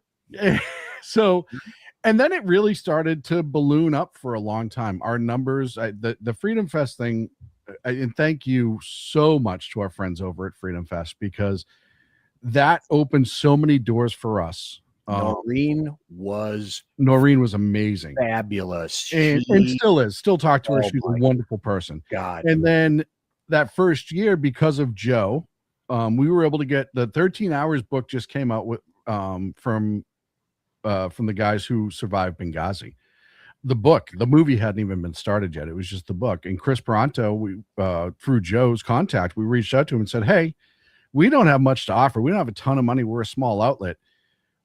Will you? And at that time I was on WNJC in Philadelphia doing a morning show, and I was doing Sackheads at night. But I said, hey, will you meet us out? If you want to meet us out in Vegas, we'll give you all the time in the world, like whatever. And we thought, because he was doing a book tour, and I knew he was doing a book tour.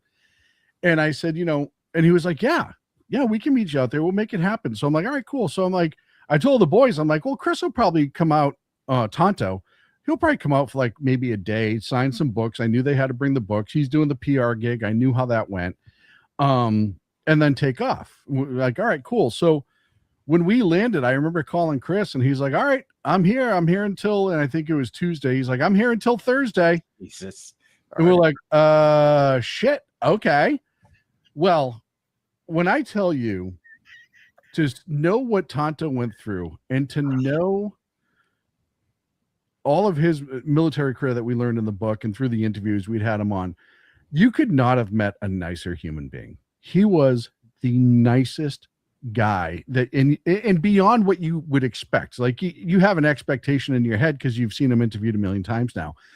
Back then we didn't know what to expect. He was the greatest guy. And when I tell you, he put us on the map that first Freedom Fest, because he drew a crowd, and we're in the middle of interviewing all these people, and Chris didn't have to be there. He was on my morning show. I was doing the morning show a couple days a week. He was on telling his story with us. He was on Sackheads at Night. We did a couple specials, and then we were interviewing other people from the event. And Chris could have just bailed out at that point and went and got whatever he wanted to do. And it's only because he doesn't know you, BZ. That's the only reason why he just doesn't know you. But Lieutenant Kurt, and I can remember this like it was yesterday. I'm in the middle of doing the morning show. I get Clinton next to me. Chris is on the other side, I think. And actually, I can pull up a picture really quick as we tell the story. But and then all of a sudden, I saw and I heard he was there, and we hadn't seen him yet. Was Lieutenant Colonel Alan West. Everyone remembers Lieutenant Colonel West. What a sharp dude. Oh, he's a great guy. And he's amazing. At the time, he was still in Congress.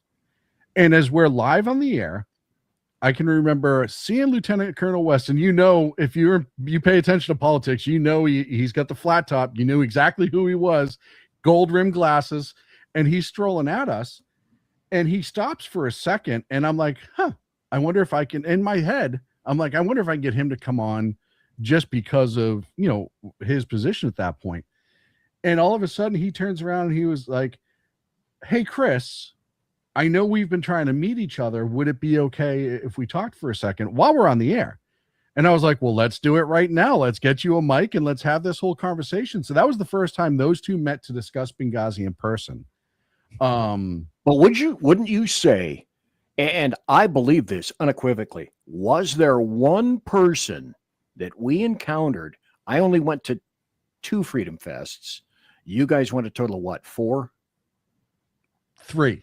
3? Okay. So I missed one, but I can most definitely say there wasn't one person that came through that we interviewed as a, like a big name, so to speak, that wasn't kind and generous and good. Oh, they were great. And provided tons of time that we hadn't anticipated. Yes. They were all just superior. They weren't snooty or any of that stuff. I mean, for example, we talked to Larry Elder for over an hour. Yep. Michael Medved, John Stossel, Forbes, Steve Forbes. Yeah, and through the years, we never won. People. George Foreman, yeah, a great guy. Chris Pronto, I got to jump in here real quick on the Chris Pronto, because just to explain how great of a guy he is. I stayed in touch with him for a little bit, and he was doing an event near my house, one of his talks. So I went and seen him. I figured, okay, I'm going to get like 2-3 minutes with him, and that's it. I saw him beforehand, and he's like, let's grab a beer. Okay. So we're sitting there drinking beer. He's getting, all right, I got to go on stage. Follow me. And, I stood back. Afterwards, there's another event. He's like, nope, come on with me. And he was like, you just stay with me. And the whole time, just to hang out with him. And, this is Joe. And he was just like that with everybody. Yeah. I'll tell you a story about Chris, and I'll explain the picture because I have the most ridiculous look on my face for a reason. I'll explain after, because that was Colonel West who caused that look. There were people waiting in line to talk to Chris, and he was signing books and waiting in line and signing books. And this poor old soul, she couldn't have been, if she was a day under 90, I'd have been shocked. Waited. And as soon as Chris saw her in line, he pulled her to the front, and he ran himself and grabbed her a chair, sat down, offered her a water. She said yes. He ran up the way to where all of our waters were, got her a water, came back, grabbed another chair and sat down next to her and talked to her for like an hour straight and made everyone else wait. He didn't care. Because and he said afterwards, he's like, that woman, as advanced as she is in age, she was waiting to talk to me. All those other people have good legs. They can wait. Yeah. And that's just who he was. So in this picture from Freedom Fest, the reason I have that look on my face is just before we got to take the picture, and that's Chris Pronto over on his right. I don't remember his publicist's name. I apologize. That's Clint in the middle, Lieutenant Colonel Who West. the chick is next to him? Well, it wasn't Clint or Lieutenant Colonel West, so it had to be her, I would think. Just that's her. No, I was being sarcastic. Clearly, we knew who everybody else was in the picture. I was being a smart ass, boys. No. Okay, that one went over my head. So we're about to take the picture, and Lieutenant Colonel West leaned over to me, muttered something to the effect of, "I'm a congressman, and you're going to look like you're taller than me in this photo." And I lost it. I absolutely lost it. I couldn't take a straight picture from that point on. It was all jacked up. So yeah. So that was really our first big outing. And that was when we really started to get and that opened up doors to us like you couldn't believe. And we went back 2 more times. Hundreds of interviews. They're still up. If you go to Spreaker, you can go to Freedom Fest tag on Spreaker if you want to hear all the interviews. We interviewed everybody who was there to speak, everyone who was there to present, everyone who was there. I met Dan Bongino there the first time. That's the first time I met Dan. And just if you were there, if you were a booth, whatever, we wanted to interview you because we went into it, and BZ will remember this that year. But the first year we were there, we went into it and said, hey, they have us here, the 3 of us at the time, because the first year was before BZ. They have us here. They're letting us be here. We kind of bullshitted our way into this, making ourselves seem a lot bigger than we were, which is exactly what we did. We sold ourselves a little bit. That's our job, man. And I said, what we're, when I said we sold ourselves, I'm not kidding you. And I said, but we're going to talk to everybody. We're going to be the most active booth there because a lot of the other media outlets were only talking to people with big names next to them.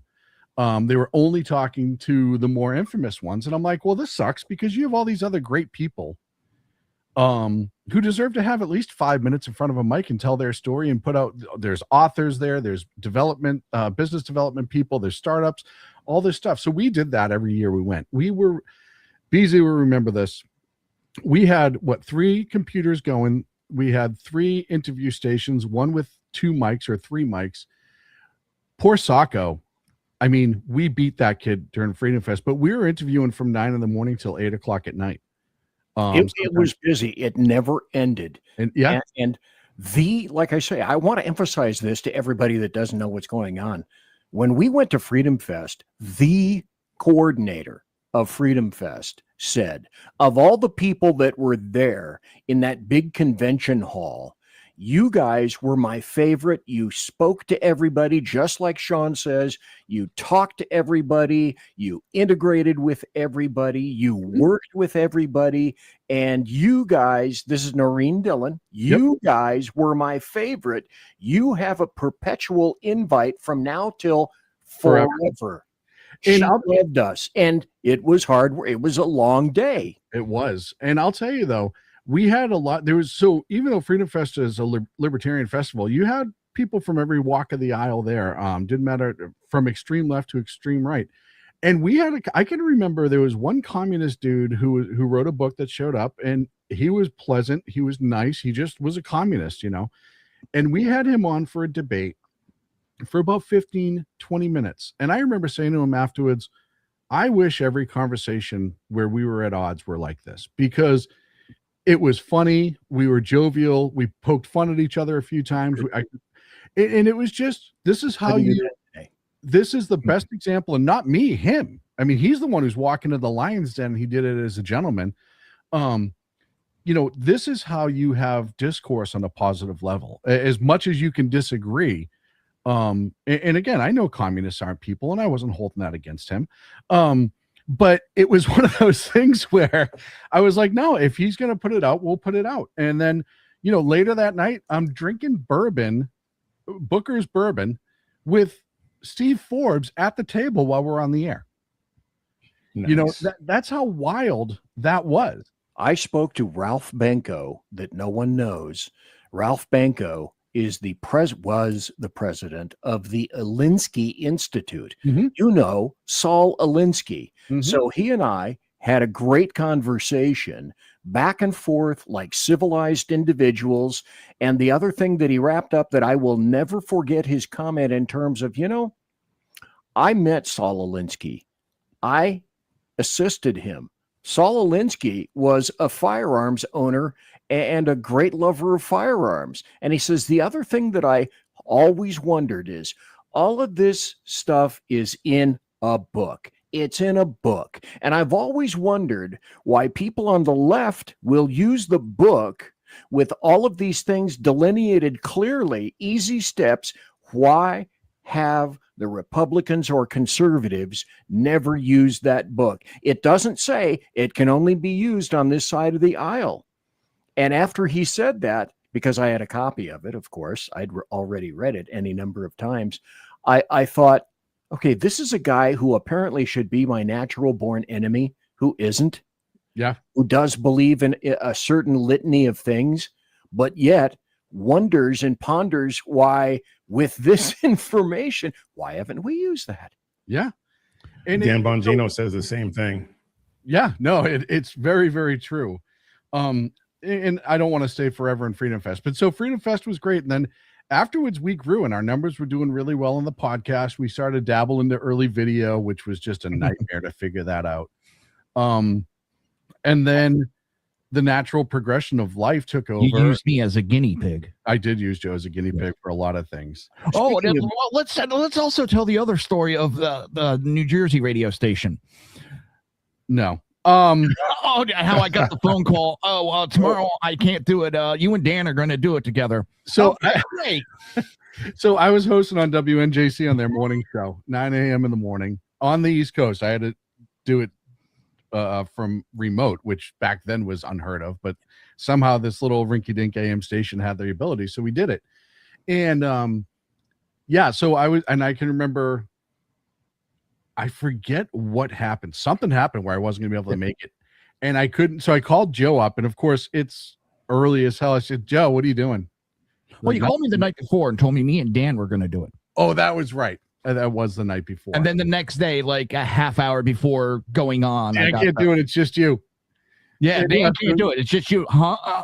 I don't have anything. You don't have anything, but you're also like used to the podcast aspect of life, and now you're about to do broadcast, which you have to keep a lot of things in mind when you do broadcast, especially back then there were rules. Mm-hmm. So I'm like, okay, make sure you don't do any of this stuff. A, B, C, D, E, F, G, H, and Y. You have an hour. Make sure you hit your commercial breaks on 20 past and 20 of, and I'll talk to you later. Yep, click. And that was pretty much it. Again, I have a tendency to bully people. And then it was, I can't do it the rest of this week. Can you do it? Yeah, well, at that point, you'd already done it. So for me, I got to admit, it was such an honor. I'm from that area. I mean, it was out of Philadelphia. It was actually out of Burlington, I think, was where the transmitter was. But I was born in Levittown, which is right outside Philadelphia. I was raised in New Jersey, 20, 30 minutes from where this place was broadcasting. And the part that made me laugh is here I am in Florida broadcasting in New Jersey. And I'm wondering how many people I know are listening to this going, is that idiot? and they would be right. Yeah. So then, like I said, we moved into the third studio, the final big studio that we had. BZ was doing his own show at that point.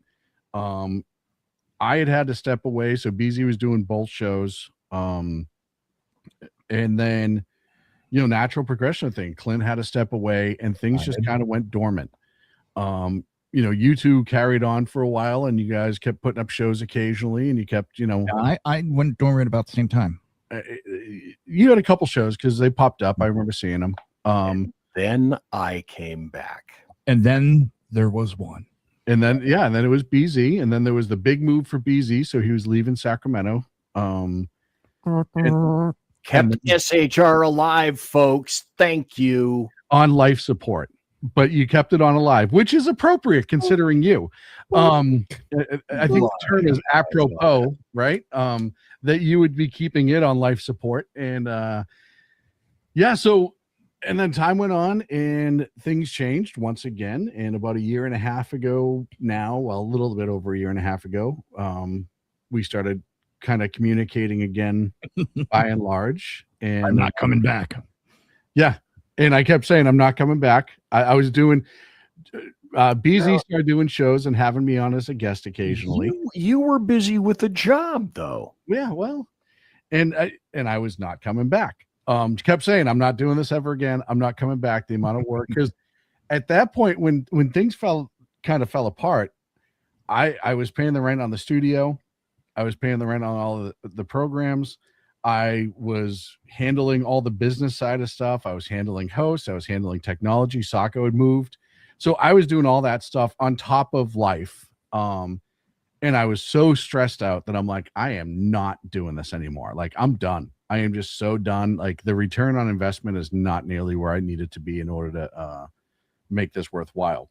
So I left. And then BZ started back. And play Joe's original. Let's start with some embarrassment. La la la la la la la la la. I hate this already. It's going back to school. Mine hasn't gone back to school yet. She goes back tomorrow. So no intro. On with the show. All right, I'm gonna play a little clip.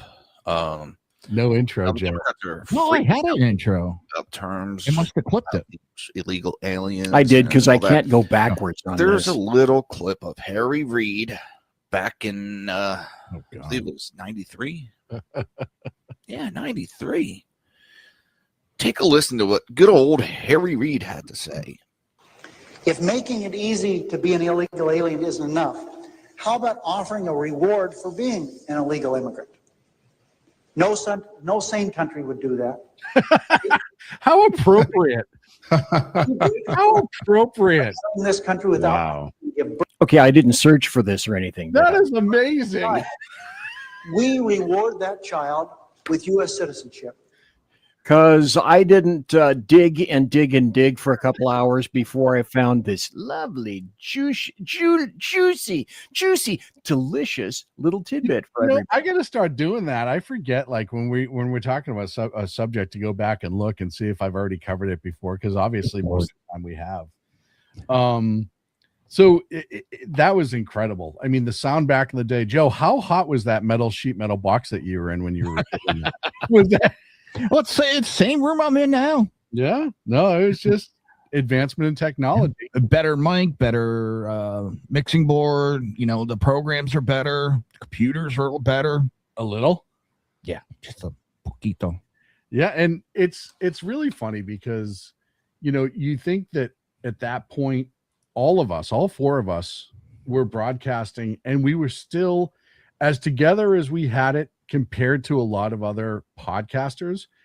We were still, well, this is a great example of exactly what we were trying to do on a regular basis. I'm going to share this really quick, and this is self-serving, but it's also very true. This is how it was constantly. Oh, wrong one. This was our day every single week, just trying to get the show on the air. Did it share? There it is. It was just us messing with wires and hoping something would work on a fairly regular basis. That's Freedom Fest. That's the night we got there, and I took tons. I have so many photos of Freedom Fest. It's not funny. And but I can remember, Clint and I just saying, like, man, there's so much out here that we could do. There's so many other great people out here. Like, we really can grow this. And it was hard to walk away that first time because I did feel like we fell short. I felt like I was abandoning you guys. EOD operator.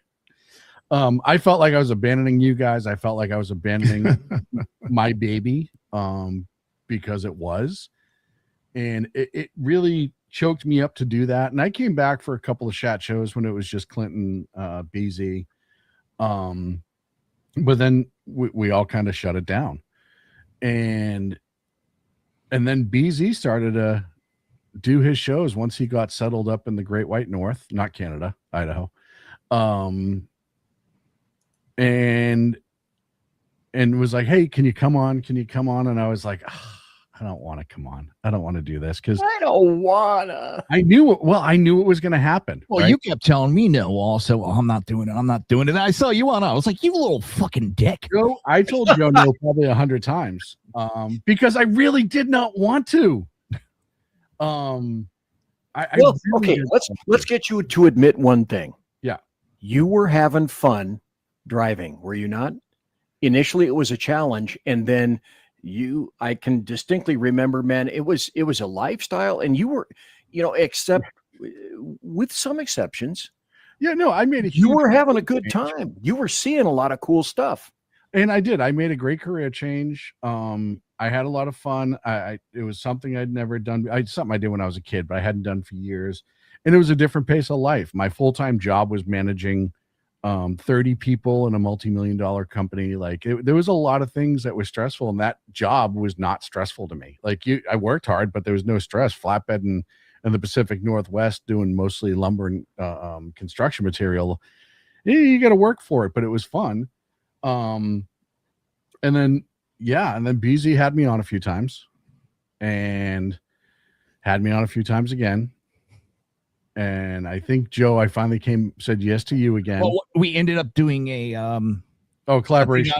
We did something on X one night. Yeah, it was just on X, and then it was okay. And then you did the second interview with Chris Bronto with me.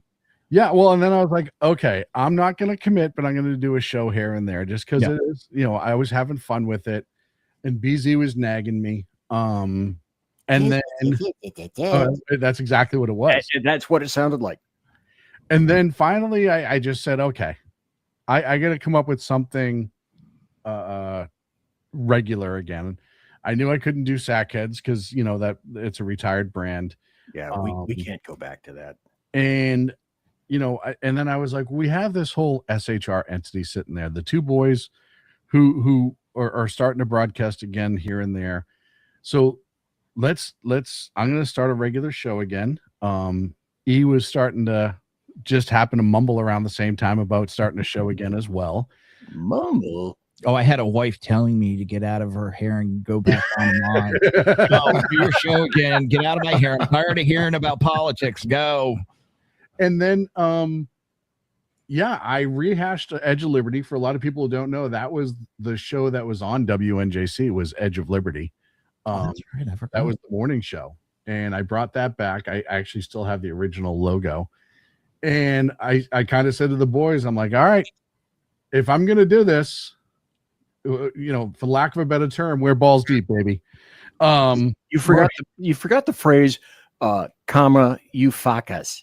You fuckers.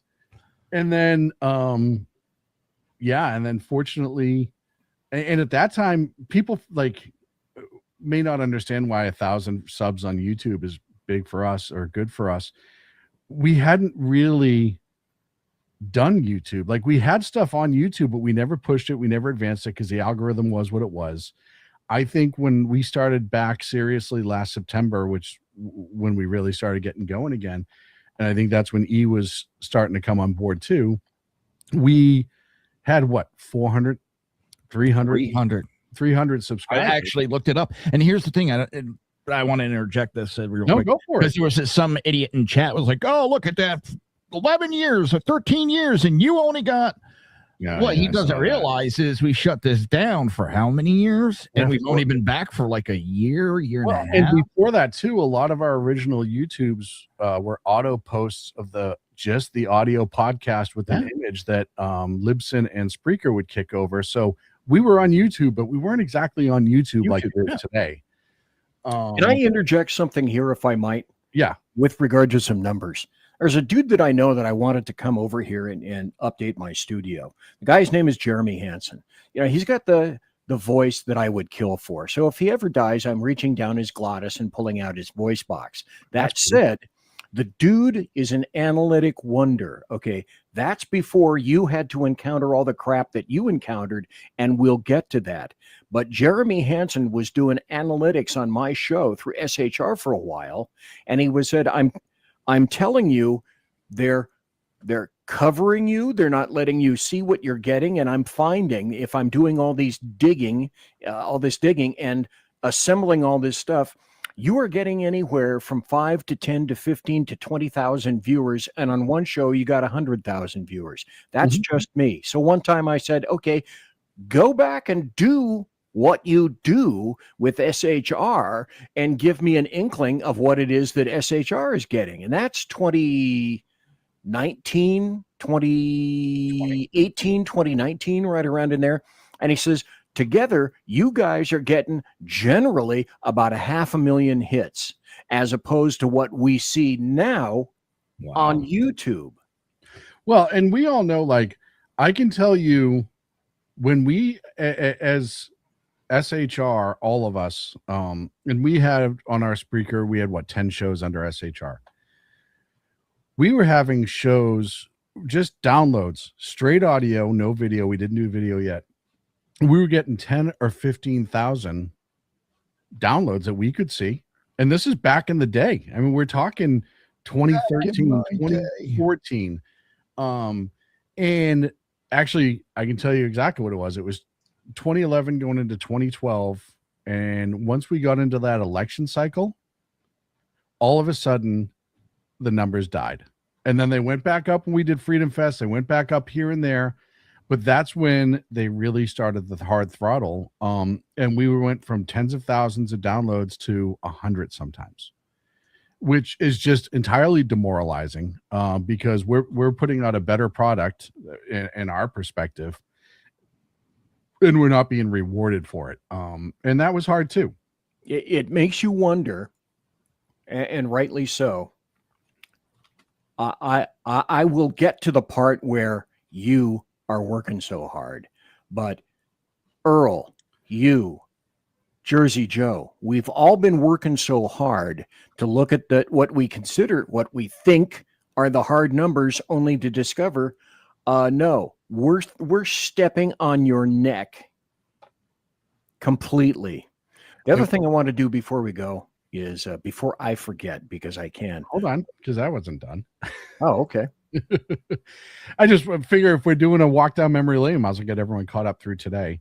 So then Big E, who everyone knows now, and I go back to our youth, essentially, back when we were both very much younger men, a lot less gray, a lot less gray.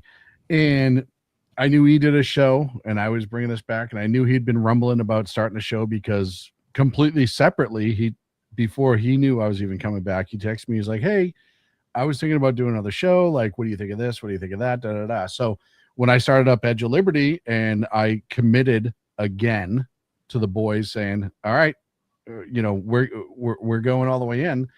I reached out to the big man and I said, hey, will you be interested? And his thing was kind of like Joe's when it came to going live, was like, I never really did live before. And I was like, oh, it's a blast. You'll love it. Live's so easy. It's a natural step from one thing to the next. But you know what, though? The difference between going live and recording and editing and all that stuff is like night and day. Now, with going live, like when I was recording, I had my scenes in OBS and I had all different kinds of good, cool transitions, and I could put stuff up and it looked easy. It looked smooth. But I mean, there was a ton of editing involved. And so it would take me 8-10 hours after recording, or maybe including recording, to actually get a show up. And now with my prep and recording, once I'm done, I'm done. And until I got to prep the next show. But it's so much easier to me. I'll ask you, going from the live transition. I'm actually going to ask everyone but BZ, because BZ did radio in the 70s, so he did live prior to everybody else. Our show, Sackheads, was recorded semi-live because we just went on a topic. We didn't really edit it afterwards. It just was what it was. How long after you started doing live shows were you able to make the mistake on air, just whatever the mistake was, didn't matter. We all make them all the time. And just your brain finally went, all right, fuck it, I'm just moving on now. And you weren't like screaming in your head like, oh, I can't believe you hit the wrong button again. You know what? In my mindset, I was live. There was absolutely nothing I could do about it. So I just, it never really, not to say it never bothered me, but I never dwelled on it. I was like, I made a mistake. I can't rewind. So just continue the march. So it was never really a huge issue for me. I mean, obviously I would replay it in my mind and I would beat myself up over it, still do when I make those mistakes. But at the end of Speaking of, oh no. You froze up for a second. Yeah, you froze for a second. He's good now. Oh, there it is again. Jersey Joe, I'm going to ask you that same question. Now, I hate making mistakes on air, and it still bugs the shit out of me to this day. But if you remember that first live show with Chris Perantu, the technical issues we were having that night, and, oh my God. Yeah. So it kind of taught me back then just to go with it, but also going back to my background in EMS, nothing's perfect. You better learn how to get around the mistakes and just go the fuck on. Yeah, it was crazy. Now, BZ, when you started radio, what, in the 70s, I think it was? Yeah, I started in 72. And you were at that point a young man of 150, 160 years old. Yeah, I was still in my prime. And if I'm not wrong, your first time on the air, you recounted the time you met Washington at Valley Forge. Yes. Okay. And I'll tell you how I got into radio. I was at WWSU at Wright State University in Ohio, and I was walking down past the Rathskeller, which was the drinking establishment, and there was a radio station, and there was a guy behind a window, two turntables and a microphone, and the guy got up. His name was John Scally, and he rushed out, grabbed me, pulled me in, said, I have a class and a test, pushed me in the chair, said, here's this turntable, here's that turntable, here's that mixer. This is what you do when you have a break. Read this in front of you. I got to go. Goodbye. Yeah. And that's how I got into radio. Wow. That is outstanding. It's like, Jesus, mister, thanks. And then I loved it. Yeah. And it was fun to watch you come back and try to learn technology. It's like, technology. Here, you remember editing? Remember creating commercials? Here's how you used to edit. You had 3 Ampex decks, and you had a metal bar, and you had tapes, an intake and a master, and then you would record it, hit record, a reel-to-reel tape would go. I think we're going to need some translations for this for some of the younger Hey, people. you'll have to figure it out. You'll put People the just cart glazed deck, over. put the cart deck in, and when you edited on the edit bar with a razor blade. You cut tape to edit. My That's my how dad used to you own a radio edited. station back in the day, and I have done that. I have absolutely done that. That is so funny. And BZ, when you came to us, technical Luddite is an understatement, as you like to call yourself. I remember watching you, like trying to show stuff to you. And have you ever seen like an infant wearing like Timberland boots who can't walk, and it's just ironic that they're wearing the boots? Or we go. You know, Wait. So that's where you got the Timberland boots on the cartoon for BZ. You know, like it's almost like a deaf guy wearing headphones. Like he's got them, but it's not really being effective. You know what I mean? That was introducing BZ to technology. Wow. And I was at a detriment because Sacco had already left, and I had Clint, who was even worse with technology, if you can believe it, than BZ. Please, I'd like to hear you say that again.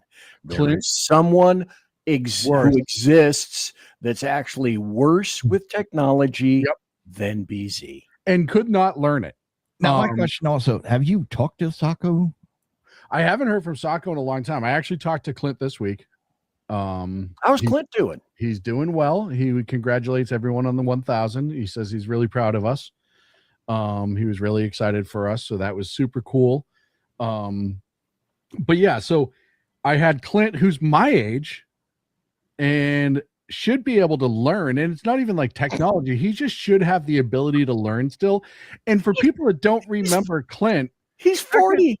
Sackhead Clint was unbelievably intelligent, highly intelligent, to a frightening point.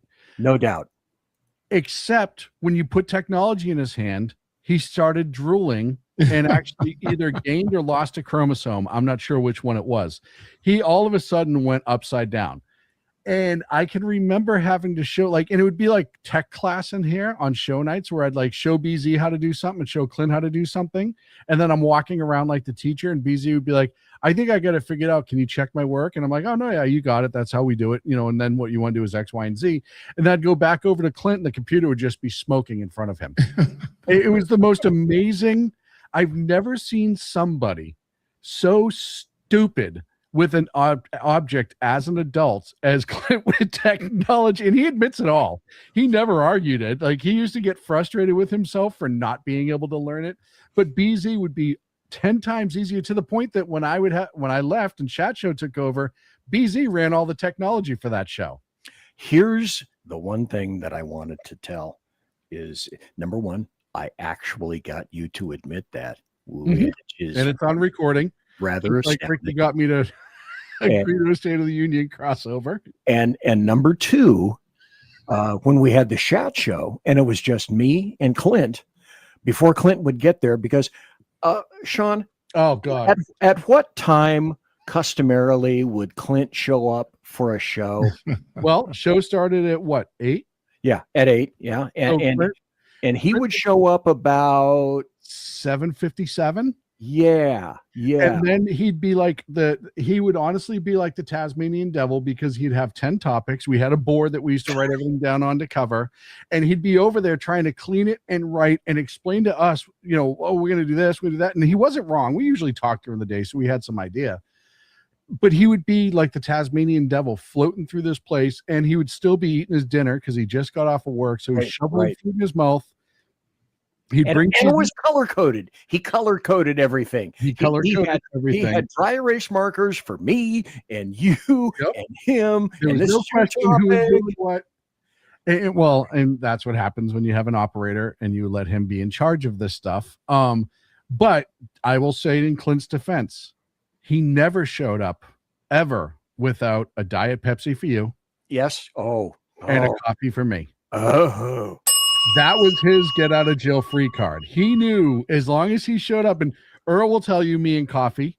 Oh yeah. You can pretty much you can buy me out of anything with a good cup of coffee. And Clint knew that, and that was like his I'm sorry I'm late, guys, and he'd always say I'll be there at like 6:30. Oh yeah, I'll be there at 6:30. Yeah, sure. And I'd be in here at 6 starting to build the show, and he'd call me and be like, oh, we're stuck a little bit late, we got a call out or whatever, I'll be there at like 7. And then no, what do you consider a good coffee?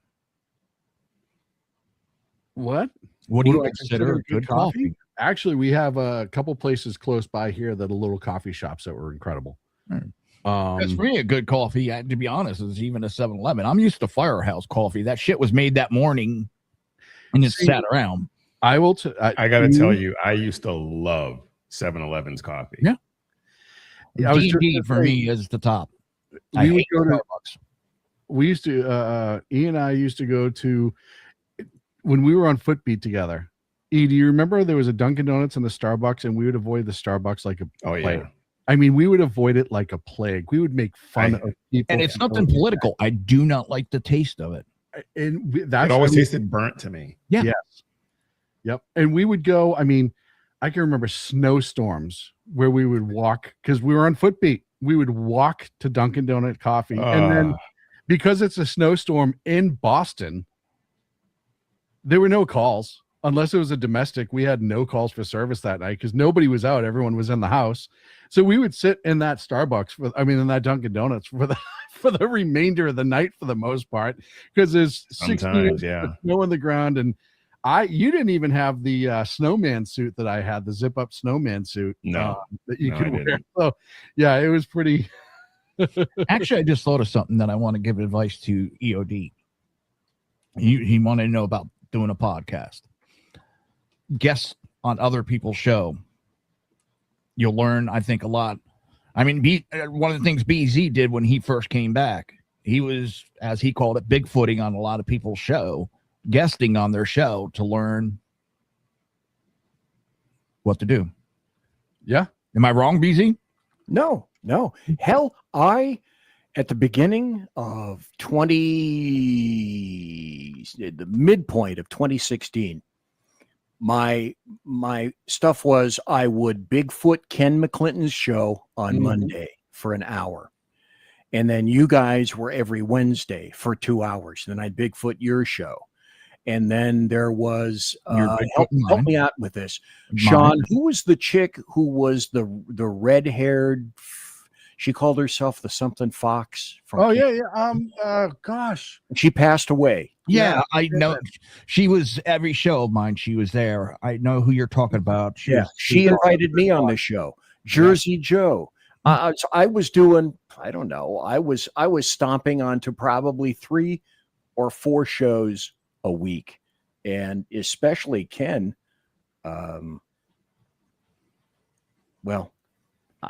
Maybe this is time. I wanted to do this, but maybe this is time to do it now.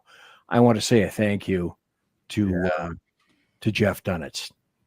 Jeff Dunitz had his show here on SHR, and it was called the Lid Radio Show.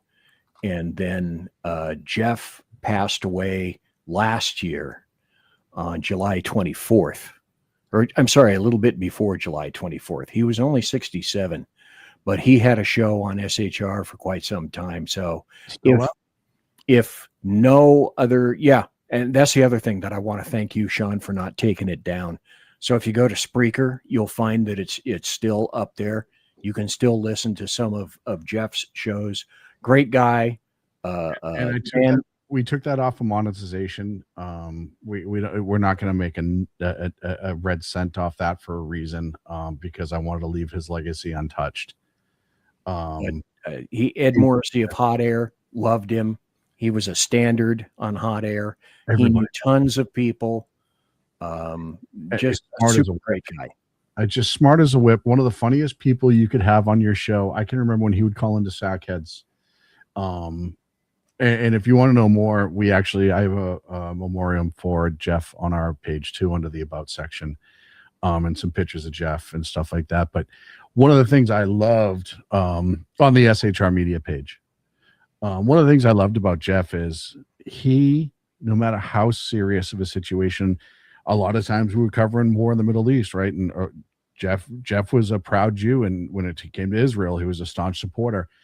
No matter how serious a conflict was or whatever, he could make anybody laugh, and he could make and not just giggle. Jeff would make you hold your side, painfully laugh. He was the funniest son of a bitch.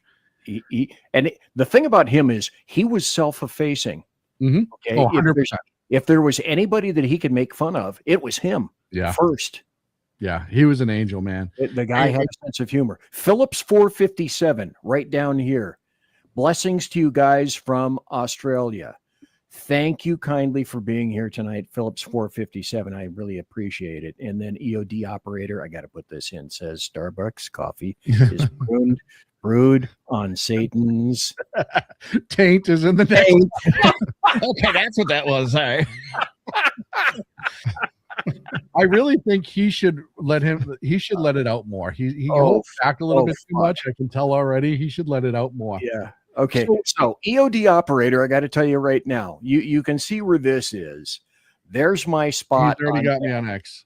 And I sent go you there. Send me a message. I want to find out where you are on X, and then Sean will probably have you on. I'll have you on. Let's chat. Let's talk. Make it happen. I already sent them friends or whatever they call it, follow on Twitter. So at Jersey Joe Talks. So, and just to catch everyone up, so this brings us kind of SHR today, right? Where we have the 4 core. We have this great friendship with KLRN, but we have our 4 core shows. And when we came back, did he say block me or book me? Because both are possible.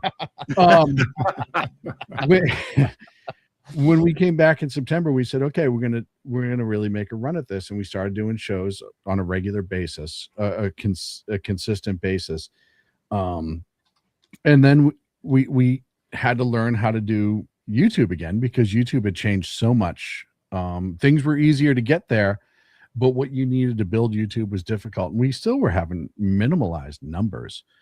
But we were being consistent. We're doing our show live and not missing or rarely missing shows. And the numbers were starting to trickle in a little bit. The website numbers were actually, after we redesigned the website, originally when I first came back, we just did an upgrade on the visuals, and it started to pick up. We started doing some articles here and there. But website, and we write some articles on SHR Media if you want to check them out. But how you post articles had changed. Now, I went to a guy who I thought would get it, which was Big E, and be like, hey, you work in the tech industry. What the hell?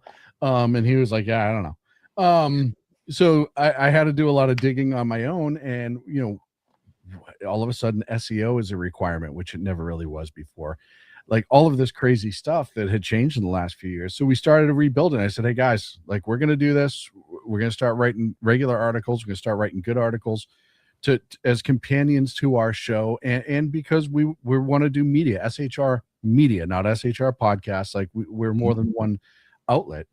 And yep, there it is.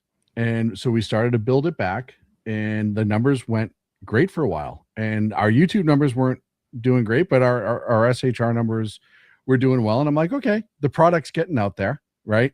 And we're all writing op-eds for the most part. And I say for the most part because the old bastard doesn't. So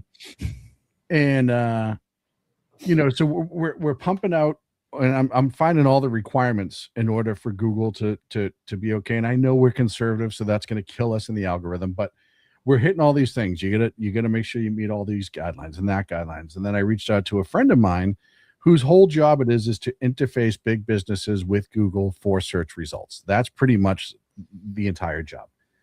And she's like, oh no, you're not even in the ballpark. You have to do 5,000 other things here, X, Y, and Z, and do all this in the framework. So I spent almost a month and a half. A lot of time. Oh, it's over 100 hours.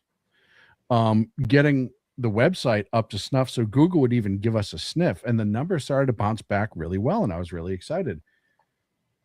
And then an amazing thing happened, and BZ teased it earlier, but we can talk about it now. Google, who also owns YouTube, started to play games. In December, they did what was called a core update.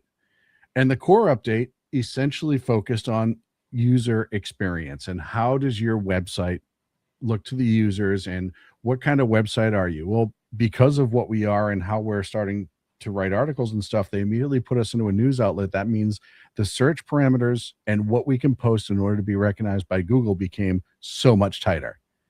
So I went back to the boys and I'm like, all right, boys, remember how I said you just have to do these couple of things? Well, now you have to do these 45 other things per article to make sure that we're meeting the criteria for Google. On top of doing all the back end stuff where I had to do all the work, because we had an old site that I just visually updated, but it was so far out of compliance it wasn't even funny. So I spent hours doing that. And then I had it run through a couple of programs through a friend of mine. They said, yep, you're exactly where you need to be. Everything should be good. You meet all the requirements for the core update. Fantastic. Our numbers nosedive, but it wasn't just us. Every major media brand web numbers, and that nobody's talking about this, which I think is hysterical, took a nosedive because Google essentially said, we reset everything and our search results and how you get results. And it'll nosedive because Google essentially, whoever that was. So it'll take a while, but it'll start to tick up again. So I'm like, okay, it's frustrating.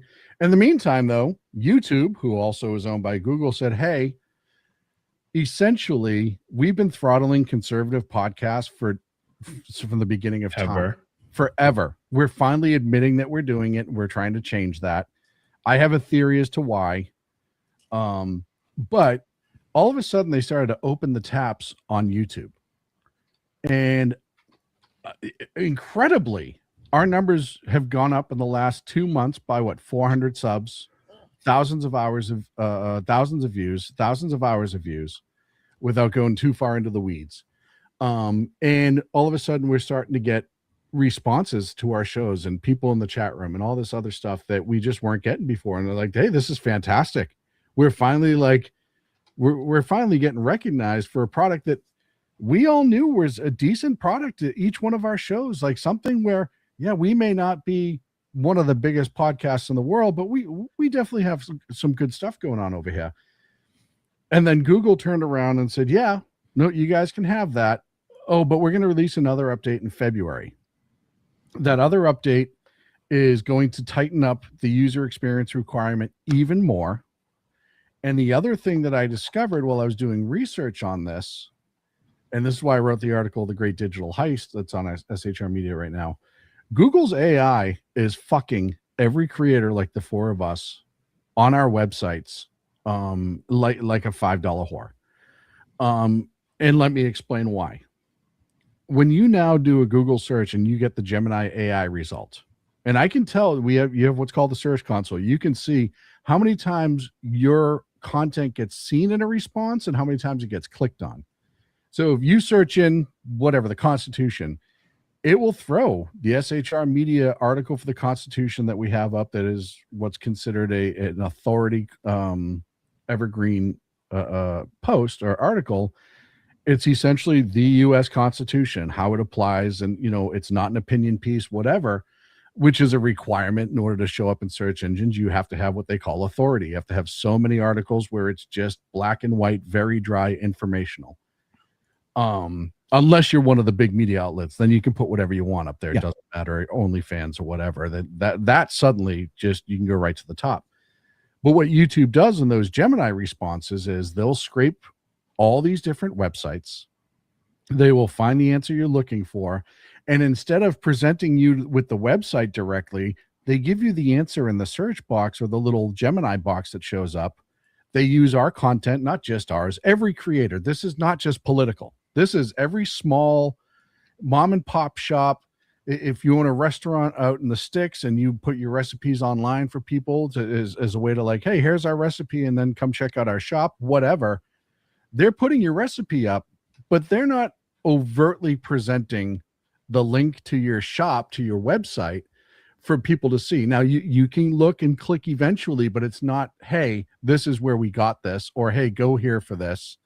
They're now taking clicks away, which again, for us is not the end of the world, but for a lot of smaller creators, it is. That's their livelihood. As we were talking about, think of the millions of small creators that are, I don't know, similar to us. And, you know, we're pissed off, but the dealio is, and I gave creds where creds and props are due. And that's to you right over here. We discussed, you know, what if some business that relies on this to live, and all of a sudden they don't even know that they don't know. They went to GoDaddy. They picked up, they created a website, but they don't know any of that crap. Yeah, they don't know HTML, or they spend money for somebody like you that knows what to do. But mostly they don't know that they don't know. Well, exactly. They don't know. They don't know. They did not. This was a real soft rollout, and I looked, not a lot of people are talking about this. EOD is 100% right. And I always think of like a small author, or maybe like, you know, the person who has gotten into putting up their food videos on their website and recipes, right? Where that's become their life and that's become their livelihood. And up until Google just decided to switch it. Now, the other search engines don't do that. We get good results from DuckDuckGo. We get good results from Bing, believe it or not. It's only Google, which percentage-wise, and I wrote it in here in the article, just how the internet works, we should get 800% more from Google than we do the other two, just be how much Google is utilized. And we don't get 10% as much as we do through DuckDuckGo. And I think it's 10%. So, you know, it is kind of like the Napster moment. And I know there's a couple of corporations that are suing Google for doing this to them. I know the Rolling Stone, their parent corporation's doing it, the magazine, a couple other ones, because this is exactly what they're doing. They're taking clicks and views. And for us, the clicks, we're not going to make a lot of money off advertising. I'm not worried about that. But the exposure to our product is what's taking the bigger hit. And we're dancing, you know, like I said, I was fortunate that I had a friend that does this professionally, and they told me everything I needed to do, and has been an amazing resource through all of this. But if I didn't have that, if I was a small business, and like BZ said, you didn't even know, or if you did know, you now have to pay somebody to get it up to compliance. It is a fist, and it does violate antitrust laws. I do see class action suits coming out of this against Google. First thing I said when I woke up this morning and I saw all that crap that you went through, because we had a thing that went on with the dog, and I woke up and I saw all this stuff and I went, wait, what the hell happened last night? All this that apparently I completely missed. And after reading that, I said to you earlier in the phone call, I said, I'm pissed. Yeah. I don't know how to do that crap. And I'm livid. Can you imagine what would happen to the person like yourself that spent like a month spiffying stuff into HTML shape? Then it gets all destroyed. Then you have to do it all over again for another set of weird ass parameters from Google to make things acceptable. Well, and there's a difference between capitalism and crony capitalism, right? I mean, we talk about that. We've talked about that a lot on this network, where if you just allow capitalism to be capitalism, it would be fine. But when you have crony capitalism, it's the system is rigged. And Google, you look up at how many lawsuits Google has against it right now for this sort of thing and other ventures, and it's through the roof. Thank God. I said. And they don't care because they can afford it. Class action, you bet. Billions. Hold on. Uh-oh, what? Hold on, my phone's telling me how many lawsuits Google has against it right now. Oh, it heard you.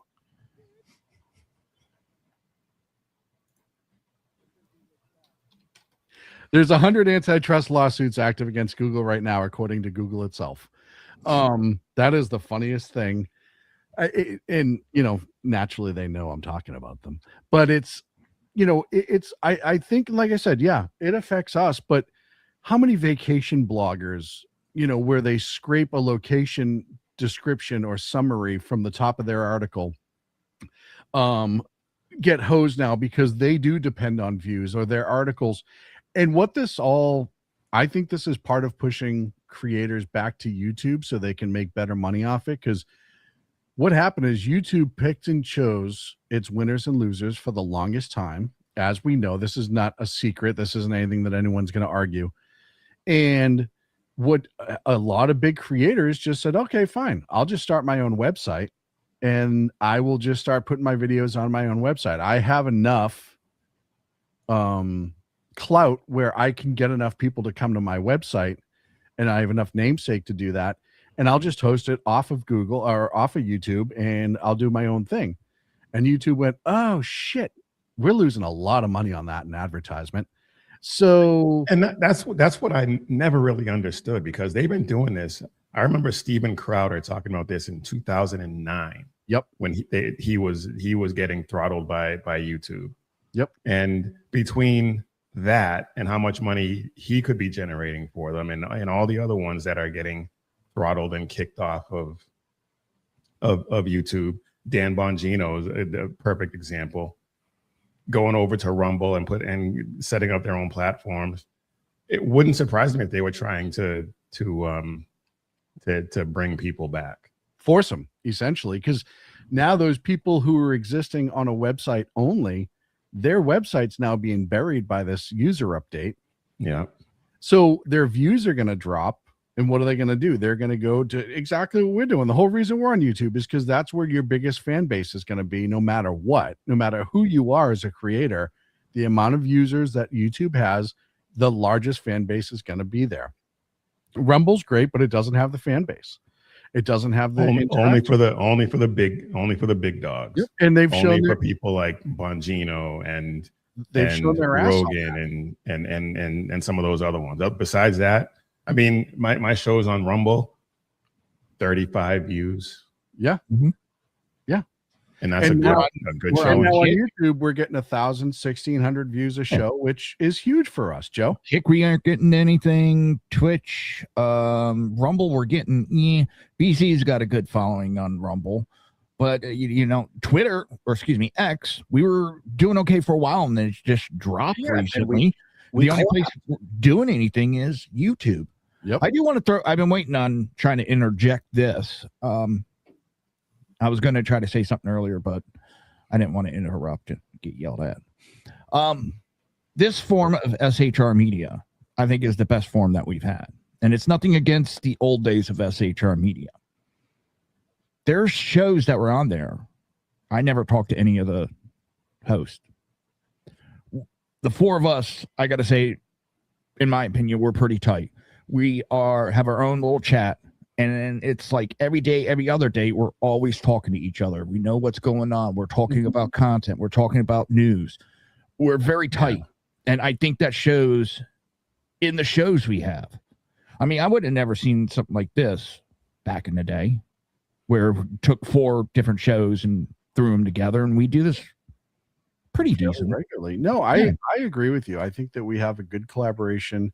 And this isn't a knock against the other. No, well, the guy running it back then was an asshole. Let me guess, you're gonna blame Clint. Yeah, it was Clint. That's all Clint's fault. I blame Clint. Yeah. We've done a great job. And I thank the 3 of you guys for really bringing a different show. As much as we all agree, all of our shows are vastly independent of each other, but they also coalesce in a wonderful way. We have almost every side of the conservative spectrum that are all really, really conservative, but how we present conservatism kind of covered really, really well. We each do a separate show, and that's the thing that I think is wonderful. And we've evolved too, because I mean, when you look back at some of the shows that we've done years ago, and just watch the progression of what they were then to what they are now. Not that they were terrible. I know some of mine were pretty bad, but they all were. But just looking at what we've done and how we've evolved since then, I think that also has a lot to do with the success that we're seeing. Oh, I think quality is a major part of it. I think our content's a major part of it. Like I said, we're all different. It's really funny because I don't get this in my show. But like Big E's show is so much more calm and direct and evenly paced. And if you know E, that's how he just talks. That's his whole personality. He's just smooth front to back. That's his whole way of life. And his show is an unbelievable representation of him. And it drives people crazy in his chat room that he's not like yelling or like talking really fast or like yelling back at the commenters. Oh, but you were the other night. I was, yeah, because it was fun. But I'm a spastic case, and everybody. you did not lose your cool. And that guy's like, No, he got angry. that And he was- was mad. What the? No, he was talking about Rick because I was reading that. Rick was laying into that dude hardcore. It was really funny. Rick was essentially motherfucking him in chat. But yeah, Well, no, and real quick to point out, Monday night, 2 of the segments I did, you did the same topics, but they were totally different outlooks. entirely. You and I run into that a lot because Yeah. we're both on Monday nights. Monday nights is a show where you and I will cover the same topics, but it's funny because E and BZ cover a lot of the same topics too, both being on Tuesday and Thursday, and present it an entirely different way. Well, I was asked by somebody, well, do you have to get approval from other? Do you guys talk about what you're going to do on each other's show? And no, we do not.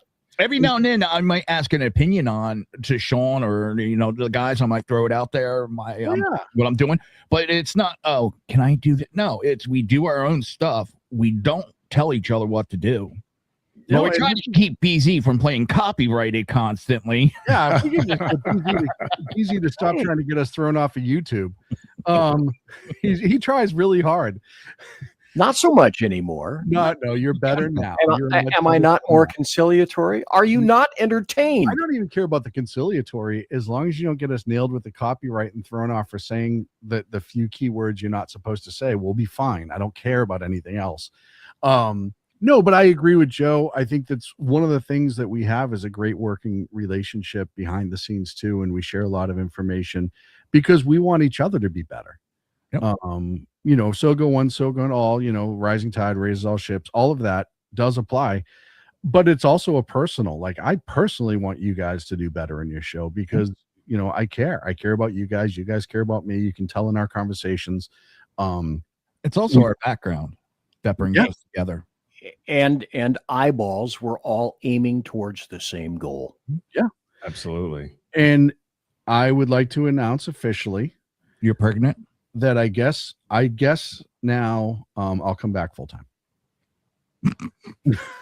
I'll start handling some of the stuff behind the scenes again. I'll start managing a little bit, I guess. Like, all the stuff that I didn't want to do before, I'll leak back into it slowly, and it wasn't thrust upon me like a sledgehammer to the skull. And like back then, I'll be getting the phone call. Joe, can you go do this? Well, Joe, can you put this show up? So, and it's funny because but even now, like I still, with everybody minus BZ with the technical stuff. But if I say, hey, can somebody do X, Y, and Z, or can you put this out, or can you do this? If a story comes up, we're going to write an article on, hey, I'm going to write an article on this, or I got this, or Joe, can you write this for me, or whatever. And it shows in our forward facing product. Like I'm damn proud of the product that we all put out and that we put out together as a team. And I think it's something where, and I'm sure like people who are tuning in for politics tonight are like, what the hell is going on? This is not normal for them. But this is our history. This is a historic show for us. This is a big step as to where SHR is. It is. It's an amazing benchmark. It absolutely is. Me and you had the conversation. We didn't know if we had ever hit this benchmark. I wondered so many times. Yeah. And we all knew, like I said, we all knew it was a throttling issue. Yeah. If you go back and you listen to the Liberty Cast that E used to put out, it stood up next to any other podcast that was out there in the time. But because of the content that he covered, it was throttled. You go back even to our early SHR shows when we had the studio set up. I mean, we've talked about this before, but we went from recording on my couch to recording in my work office to the first studio, the second studio, and the third studio, like we were making advances. Our technology improved greatly. Our product improved greatly. And you'd have people on as guests, or you have people that were listening that you knew were listeners and stuff like, how do you guys not get more exposure? And it's like, because big tech killed us and they wanted to murder us. And we're always trying to up our equipment. I mean, I went from just within the last 6 months from a new mixer to a pretty nice mixer, mic, then camera I upgraded. I rebuilt a computer and got it a really nice RAM. Nice lighting in here. I changed the backdrop to get it more professional. New monitors, everything from top to bottom. And it'll be down the road to start looking at, okay, what do I need to change next? Yeah. Where do we give a better product? The same thing, though. Technology told he was going to change some things. He didn't really want to at the time. His entire board and microphone, if I'm not wrong, all went out within a week of each other. Holy crap. No, the mic, I've had the mic for a while. I mean, this is a pretty nice mic, but yeah, the board, I don't even remember what you call it, but yeah, everything just fried. And I really didn't have a choice. And that's what technology does to you. EOD says it really brings the tears out your eyes. It does, and your ass. I don't have an ass, though. Wherever you want it to come out from is totally fine by us. No, so SHR in the future. Obviously, we're going to try to grow our relationship. And again, I can't say this enough, with our friends who've helped us build through the years. And we mentioned Danny Butcher, Ken McClinton, obviously Jeff, all those folks that we talked about. Melanie's another big name. Melanie Collette, who's now on Newsmax 15 times a week. And she started, one of her shows was with us, Money Talk. Isn't she a city councilman now also? She was, no, she was a county commissioner for a while. And big time in New Jersey GOP. Yeah. Yeah. And, and we were fortunate too. That was the other thing is, when I tell you, I want to see people do better. And, she was another one where she started off just doing a podcast. She started off on Ken's show, super intelligent, but never dabbled her toe into this aspect of it. And when she started with SHR, like, yeah, well, come on board. Like, we'll give it a shot. We'll help you get what we can to get set up. And then she just ran like gangbusters. And like I said, now she's on Newsmax all the time. And, you can't book her because she's so busy. But she still reaches out on a regular basis and says hi and talks to me. And, so SHR in the future is about growth. If we can add a voice or two that meets the criteria and is doing what we need it to do, and it's a mutually beneficial, but, I don't think we're going to throw somebody in just to fill a spot. Yeah, I was going to say at this point, they have to have the chops. At this point, if you don't mix well with the team and you don't have a good product, I can't do that to everybody else. We can always help with the product to get the product. I'll help anyone get started. I've helped 100 people get started in their own little podcast, and I'll do it 100 more times. I don't care what side of the aisle you're on. The more voices, the better. I say that all the time. We can be pretty staunch in our beliefs, and we can be pretty hardcore in how we say things. But there's not enough conversation, and there's too much screaming in the political world. And that doesn't mean that people can't be absolutely entrenched in their beliefs. You should be. But there's too much saying, there's too much just vitriol. And I mean, I'll be the first to admit, like, I get pissed at some of these lawmakers, but that's different than lawmakers deserve it. I get pissed at the left and right. I do get pissed at the right too. But like the average person on X, like we have all these trolls that come into the chat room and they immediately start with all the bullshit, right? And that just shows you like where we are as society. Because there's some that come in and just listen and they'll make their comments, but they're usually fairly intelligent. And I disagree with you because of X, Y, and Z. Cool. I'm glad you're here. And then you have the other ones who are in there like, oh, you suck donkey balls. And it's like, well, first of all, who told you? Second of all, well, I'll give you a perfect example from my show Monday night. I had a guy sitting there talking, oh, you're the type of person that sleeps with a gun under your head. Yeah. Under my chin. What does that bring to the conversation? How does that advance? And I get it. You have trolls from all over the world that come to YouTube. I totally get it that they're 18-year-olds that have never touched a female that are sitting in mom's basement, just like, I have to go harass people on the internet. But what frustrates me is when people start having the political conversation in there, and then they don't like what you're saying or what other people in the chat room are saying, and then they immediately get mean. That happened on E's show yesterday or this morning or whatever. There was a dude who he wasn't getting the response that he wanted, and he started off really polite, and then when you were pushing back and disagreeing with him, then all of a sudden, you're a fucking asshole, you're this, you're that, you must be racist, this, that.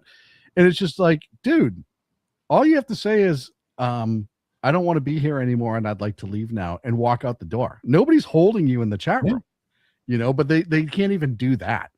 That's what I love. They talk all that smack, but they stay. Yeah. It's like that guy they tell you how stupid you are. They tell you how much you're a Nazi. They tell you how much you're a bootlicker. Show. It ought to be taken off the air. And hit me harder, longer, faster. I don't think we're doing a call-in session. Yeah, we're not doing call-ins tonight. Because we're getting near the end. We're getting near the end anyhow. The guy yesterday that was in chat with you that kept asking the same question. And then when a couple of us kind of told him to knock it off, oh, what's the problem? You're trying to hijack the show. He's not talking about that. He told you he's not. He's being mean. You're all being mean. He was mad that I would not change my whole show to have the conversation he wanted to have versus, and that's the other, and I call that a little bit of the YouTube syndrome, because there are so many creators on here that just do nothing but fight with people. And that they come on just with the intention of arguing with the chat room. And it's that's why I stopped even looking at the chat room right now, because we have a show. We lay out our show. We outline, we have our facts, we're doing all the stuff that we want to talk about. And, we're doing a really, I sign up to be berated by Big E. There's a line. Go ahead. There's a line. It's a line, isn't it? Oh, God.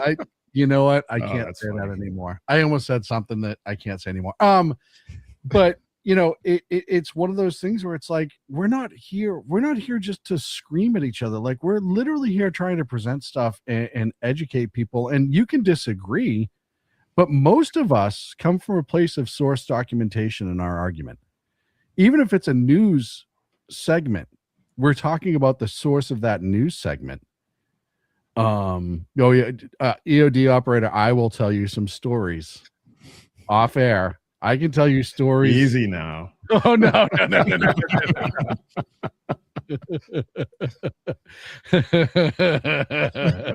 I have a very good friend. I can remember specifically saving two people's lives because they thought they were going to get some sort of hometown treatment out of Big E, and they tried to walk around me and go to him, and I ended up almost having to save their lives. It was pretty hysterical.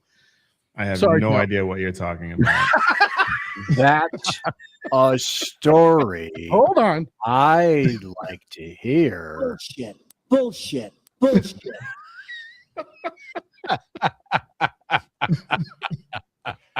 was the funniest thing ever, man. I have a very good friend. He's liberal, and we will go at it because he lives in Texas now.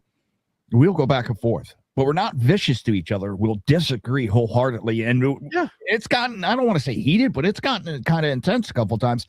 But in the end of it, he stole my brother from another mother, as we both like to say. Yeah. And when I needed a job at one point, he owned a bar and he gave me a job. He was there for me, and he hardly knew me, and we've always been there for each other. We disagree. That's awesome, because there are somebody that I grew up with from the time, I think I met him in 7th grade. He was one of my core group of friends. And when he got married and I was in the military, he and his wife ended up being very liberal, and I was obviously conservative. We would have some of the best discussions. We would laugh and joke and disagree. And then all of a sudden, guess what happened? He got the illness. Barack Obama got elected, And how can you be a black man and not vote for the black man? And it just went even more vicious from down there. We're not friends anymore. Which sucks. That part blows. However, E, do you remember the night I called you when Obama was elected? What was the first question I asked you? Do you remember?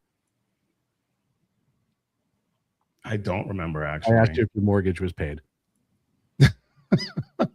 Because we were being told, remember? Yeah. Oh, yeah, Obama's going to pay all the black man's mortgages. Obama's going to do this for the black. Oh, God. So as soon as he was elected, I called Earl up, and it was probably 11 o'clock at night. I was like, hey, is your mortgage all paid off yet? Because I hear you getting the shake. And I think he had a couple of choice words for me. And at 11 o'clock, Earl, 11 o'clock. Oh, seriously. Not 6, 11 o'clock. Good God. Oh gosh, yeah, it was fun, and that's one of the reasons. Like, as soon as I had the opportunity to come back and bring Earl into the mix, I mean, I have history with him, but I also know who he is and how intelligent he is because I've known him for years, and how he presents. But knowing I had an opportunity, and we have an opportunity, it was like, yeah, no, I need you to be here. Like, you've been part of my life for decades now, literal decades now. And you can only add to this team that's already a good team. I mean, the two other boys have been here for a long time doing it. So it's awesome to see that work, because when you add somebody to a small group, especially when you have a core group, there's always that one chance, right? That it won't work for some reason. And even if you're all conservative, look, I've fought with conservatives. I've argued with conservatives. Oh, hell yeah. And having been supervisor in a lot of small units, patrol, evac, He said small units, 20 people or fewer per team. All it needs is just one underminer, one turd in the punch bowl, and it can kill the unity. That's all it takes. Yep. And I knew, like I said, when I said to the boys, I'm like, hey, I'm going to ask E, and they were all on board, obviously, because I'm in charge. And no, they were all on board. And you were still on double secret probation back then. I was still on double secret probation back then. However, I was on the double secret probation back then that was fixing everything. So I didn't really think anyone was going to fight with me. But I also knew, hey, Zahara's in the chat. I also knew bringing Ian that he was only going to add to the team because obviously he and I used to be partners in law enforcement. Like, we spent hours and hours and hours together, both inside and outside of work. And I knew who he was. And I left it at that. I left it at that. Yes, you did. I didn't bring up almost an entire handle of Captain Morgan that we murdered one night. Oh, yeah, we go. Morgan. Oh. Yeah, no, we were angry at the world, I think, that night for some reason. Which we can't remember anymore. I was going to say, I couldn't even tell you by the end. I could tell you how we ended the night because we were watching Blazing Saddles. Yep. And Lonnie Poindexter won't ever forget that night either, will he? No, that wasn't a Lonnie night. But this was Lonnie, a bottle and Lonnie. Oh, Lonnie in the studio. Yeah. Yes. I have a tendency to, when I get people comfortable. Well, he wasn't like that because back in our day when we were still partying, that wasn't like a far-fetched thing for us to consume an entire handle of anything. And then somehow wake up the next day fresh as a daisy to go back to work, which was absolutely incredible. But back when let's try doing that now. Oh gosh, now forget it. Or we'd be at Kelly's grabbing a roast beef at 3 a.m. Oh gosh. But yeah, no. So Lonnie Poindexter, I love this story. Lonnie was on with BZ one night, and this was when I wasn't even broadcasting, I don't think. No, you're just knocking around the studio. Well, the studio was my house, and at the time, people forget the studio for SHR was in my living room at my house. So even when I wasn't broadcasting, Clint and BZ were still coming into my house a couple times a week to do their shows in my living room. So like, I literally was like, I couldn't get away from SHR even then. And Lonnie came to be a guest in studio with BZ. And I said, hey, Lonnie, you want to, I forget what bourbon I had. I had a decent bourbon. I said, you want a glass of bourbon? He was like, yeah, I'd love a glass. And that was, before the show. And Lonnie, for the people that don't know, the Lion Chaser himself, the world's best dressed man, is this such a decent and calm and nice human being. Like, he's just such a great person, and not what I would call a drinker, from what I knew of him at that point. So he said, I'll have one when I'm on the air, but I'm doing a show, and it's not uncommon for us to drink on the air at SHR. That's not like oh my God, you can't do that. No, we do that. And so yeah, cool. So we poured, and I sat off camera, and every single time Lonnie's glass would get a little low, I'd sneak over during the break or whatever and just top it off for him, because I'm a gentleman, right? And I love Lonnie. I always love Lonnie. Flash forward, the show ended at 10 p.m. BZ left at like 10:30. Lonnie and I were halfway through the bottle already. 3:00 in the morning, Lonnie had to call an Uber to go home because we killed an entire bottle of bourbon, and we were carrying on like it was nobody's business. So yeah, no, that's just who we are as a network right there. Is when we welcome somebody in, we welcome them in, but we also have a blast while we're doing it. 13A Aguadilla Street. E. And that's not even Washington, Columbia. No. Wow. You're So going way back. That's when I saved that guy's life. I remember exactly where we were. So I do appreciate you guys. I appreciate all the work, and to all the people who have shown up lately and supported us. Thank you very much. But there have been a ton. There have been a ton. We must acknowledge our newer listeners and chatters. I mean, that we have almost exploded over the past, 2 months, 3 months. It's been great. It has been wonderful. EOD, if you go to shrmedia.com, our schedule's on almost every page there. You can just scroll down and find it. I'll show you who's on, when, and how. And I also sure at the end of this show, we'll be going over also. But we also, to the folks that have supported us through the years, either individually or as a network, and to the friends, and I know I've mentioned KLR in a handful of times, but Ricky really has supported SHR, especially when we started to reemerge and making sure that we got everything back on the air. And it's been friends like that have absolutely built us up, and they're certainly not forgotten. I mentioned earlier Smokey Joe in Texas, or Smokey in Texas, who has been listening to from the Sackheads days on Blog Talk Radio, who was nice enough to say a nice word. So we appreciate it. Believe it or not, you guys are why we do this. I know for my show, and I'm sure I'm speaking for the boys a little bit, which I have been all night. But we do this show because we want to bring a conversation that we all think needs to be had in one way or the other, and information that needs to be had. And we want to spread, the things that are great about this country, and also discuss the things that suck about this country, which unfortunately we have a lot of now. And we also believe in this country. We believe in the founding of this country. We're not afraid of the history of this country, and we want to see it preserved. I say it all the time.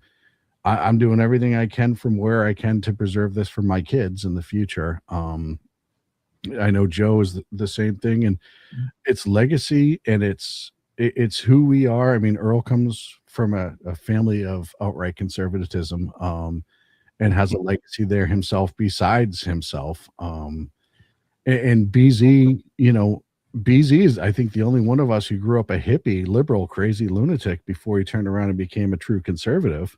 Taxes. That'll do it every time. Guaranteed. Well, you were also in the 60s at Haight and Ashbury. That might, when you're a young person in the 60s at Haight and Ashbury, that might turn anybody liberal for a little while, just by absorption. People laugh at that. I lived in San Francisco. I know that. I'm not saying anything that's untrue. Thank you, EOD operator and Sahara, for the super chats. Thank you. But yeah, so I think, am I wrong in what I say, boys? Am I pretty accurate? No, we all support each other, one for all and all for one. And we all believe in this country. Yeah. And we all believe that this country does lead the world in liberty and freedom, however imperfect that we are. We are the shining city on the hill, right? I mean, we all agree to that. We are the last great bastion of hope for a lot of this world. And we want to make sure that we we're doing our founders justice, and we're doing our history justice, and we're doing the future justice. And I know there are all those little liberals who are going to see this and say, "Oh, you're racist," and blah, blah, blah, blah, blah. And I mean this in the nicest possible way. Go fuck yourself. Because as I've said, as I've said 100 times, we're trying to preserve what this country is supposed to be and bring us back closer to our founding documents. And you're trying to usurp it and change it into this grotesque socialist communist nightmare. You are the insurgents. We are not. We are the defenders. Yep. Absolutely. I wish we can get the country. I wish I can show my daughter the country that I was raised in, because we sure as hell don't have that now. New Jersey? Why the hell would you do that to her? True. Actually, I tell a lot of people, if you actually haven't driven through New Jersey, more of it is beautiful than it is horrible. It really is. Gorgeous. It really is. No, I agree. I wish we could get back to being more simple, and it's hard with technology, and it's hard. I was saying the other day, or maybe it was earlier today, but Generation X, the generation that we're a part of, aside from BZ, obviously. Yeah, he's Generation A. Is the last generation dirt, because we didn't grow up with all this technology. We got to learn it as adults. And when you look at what some of these kids now, millennials and Gen Z and Alpha, and you just, I mean, I work with some of them.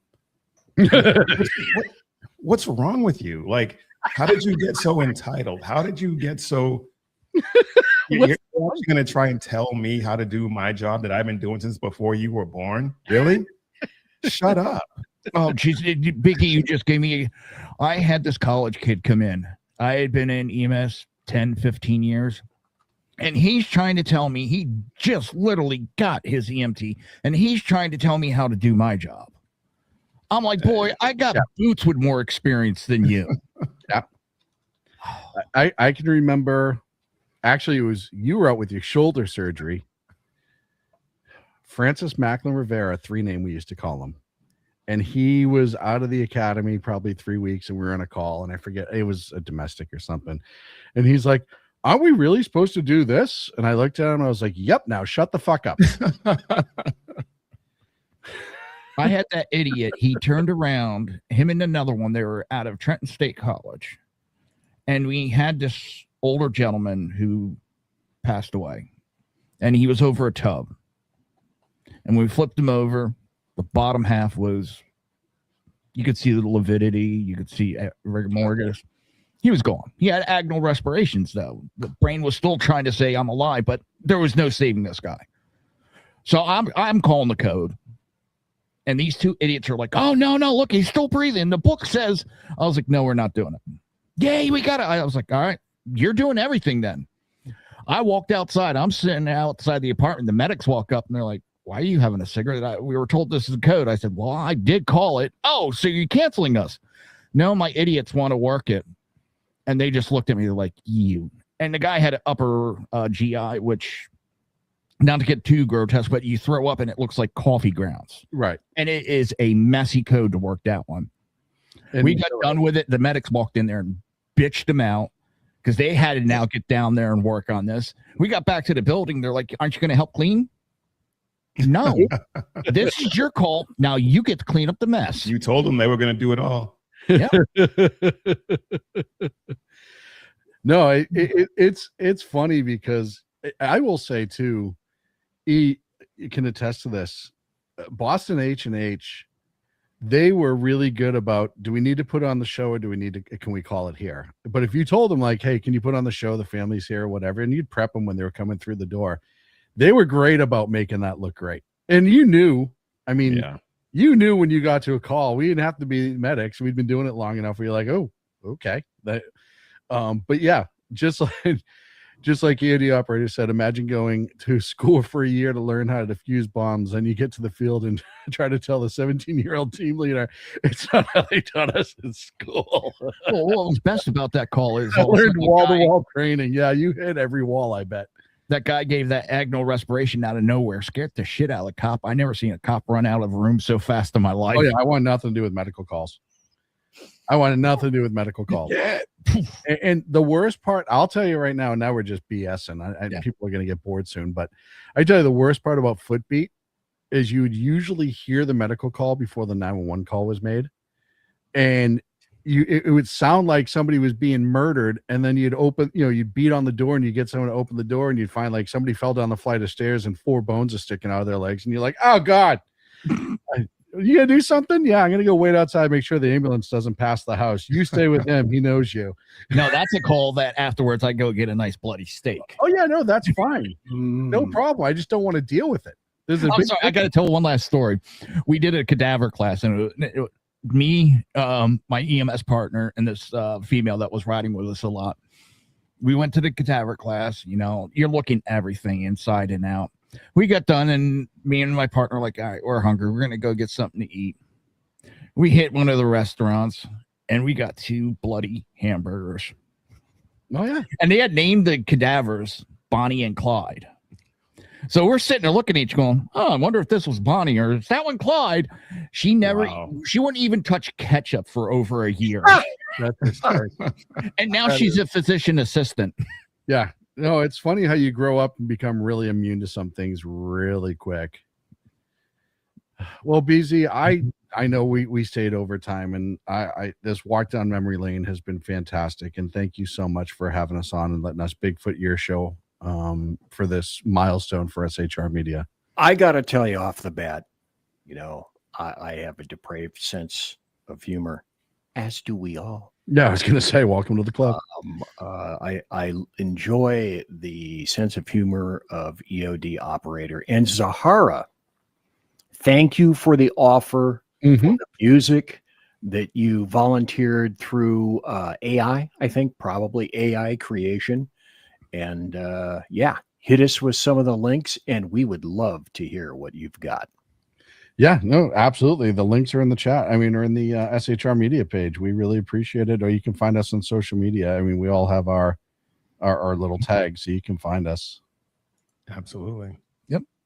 So anyway, that's it for the show. Now, since we're all here, and you're wondering why I called you all here tonight.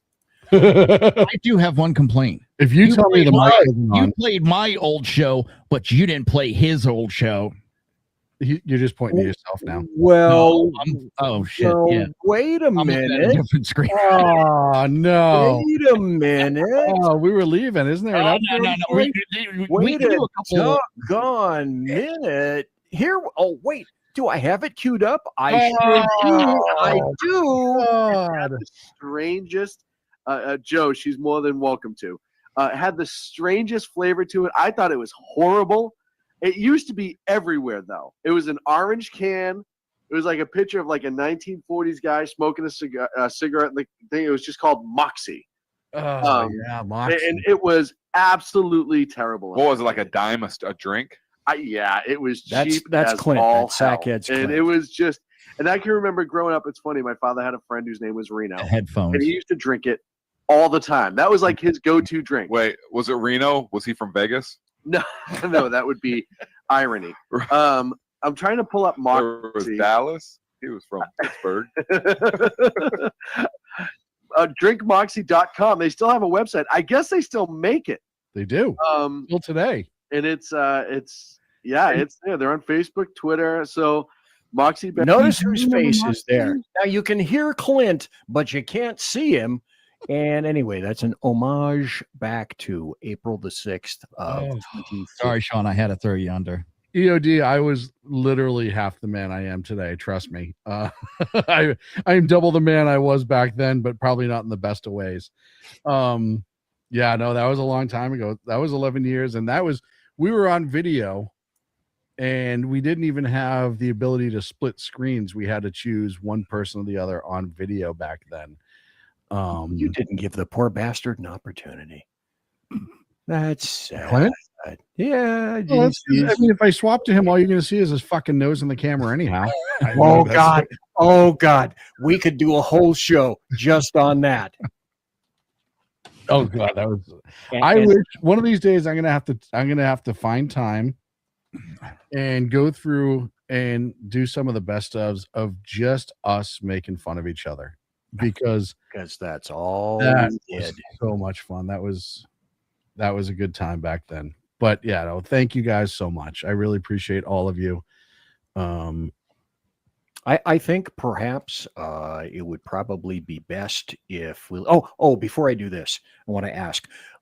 We are all in unity in terms of we're going to do another show, or is this it, or are we going to go? This is it now.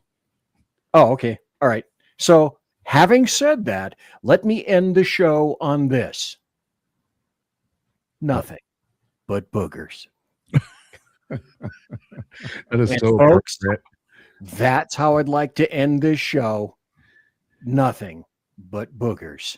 So let's start at the upper right. Sean, where can people find your show? And hey, I think you're on very soon. Are Yeah. you not? Monday and Wednesday night. So tomorrow night, 8 p.m. Pacific, 11 on the East Coast, right here on SHR YouTube, Rumble, Facebook, anywhere the socials are, you can find us. If you want to connect with me directly, the number 2 Against Tyranny. I also write on SHR Media, and I also write over at theloftusparty.net. And also, hey, going around, let's see, this way, down that way. Yoisy, yo, what do you say? You can catch me every Monday and Friday, 9 p.m. Eastern Standard Time. That's the right coast. What is that? 6 p.m. on the lefty side of the coast? 6 p.m. Pacific. You can also get me on Good to know your math skills are kicking up. What? Nothing. Go ahead. Yeah, move. Keep going. You can catch me on X at Jersey Joe Talks and all the shows on all the social medias and all that fun stuff. Okay. And of course, we have this gentleman, which is, let me see if I get this right. There, Earl, Biggie Now, Jackson, now, and Sir. You can catch my show every Tuesday and Thursday at 9 a.m. Pacific, 11 Central, noon Eastern, on all the channels, Facebook, not Instagram, Facebook, YouTube, Rumble, and you can catch me on all the socials at Mission Ready Men on X, Instagram, Facebook. I'm really easy to find. He's And standing thank up you. the crowd. I also want to say this. Earl, thank you for taking one for the team because you're a working man and you got to get up pretty early. So thank you for staying here so late. Thanks to Absolutely. It's been a pleasure. Evidently. Why is everybody always fucking nicer to him no matter what? Because he works. My He whole stays life up late. knowing him. I'm an ancient retired fuck. It's 1 o'clock here. But I know you and I talk. You don't understand. This goes back to even my family back in the day, where they literally would be. I'd walk in the door to a family event, and they'd all ask me how Earl was. Like, no, I'm doing good, thanks. Yeah, how's that good friend of yours, Earl? We is like. Earl going to come today? Is Earl going to do this? How's Earl been? Blah blah blah blah blah. Oh, now I'm getting when's Earl's show on? Yeah. Not when's my show? When's Earl's show on? I can remember when he was out with his shoulder surgery. They were like, "Well, are you going to be okay by yourself?" And I'm like, "Yeah, I worked before I met Earl. Like, I'll be okay. I can do this." Okay, wait, hang on. This just in. Oh God. That deserves its own just in and of itself. That is amazing. Thank you, sir. Podcast, you son of a bitch. Wait, and also for Sean. I didn't write that. How come I'm always the asshole? I didn't tell anybody to write that. Nothing. You're from Boston. Yeah, I know. This is awesome. He is too. No, that doesn't even work. He's from fucking Boston too. So everybody, thanks for being here tonight. I'm BZ. That's Sean. That's Jersey Joe. That's Big E, boy. Earl Jackson. And tomorrow night, is that good, Sean? Yes. And then Thursday morning, Big E, Jackson, Mission Ready Men. And then Thursday evening, me. And then Friday night, 6 p.m. down here. And if you look at it, who opens the week up for SHR and closes it? Josie Joe. I think that was intentional. He is our doorman. Yes. Not dormant. He is not dormant. He's the great guy. Wait a minute. Okay, finally. This is it. We are finally going to close the show on. I knew it. and that's FNG. That's how I want to be. Did you just say FNG? Yep. He did. Yes, he did. Anyway, gentlemen, thank you for being here tonight. Let's see. Sean, good night. Jersey Joe, good night. Big E, good night. I don't want to fight. I'm saying good night to everybody. So thanks for listening in. Thanks for partaking. And remember, there are two kinds of people in this world. Avoid both of them.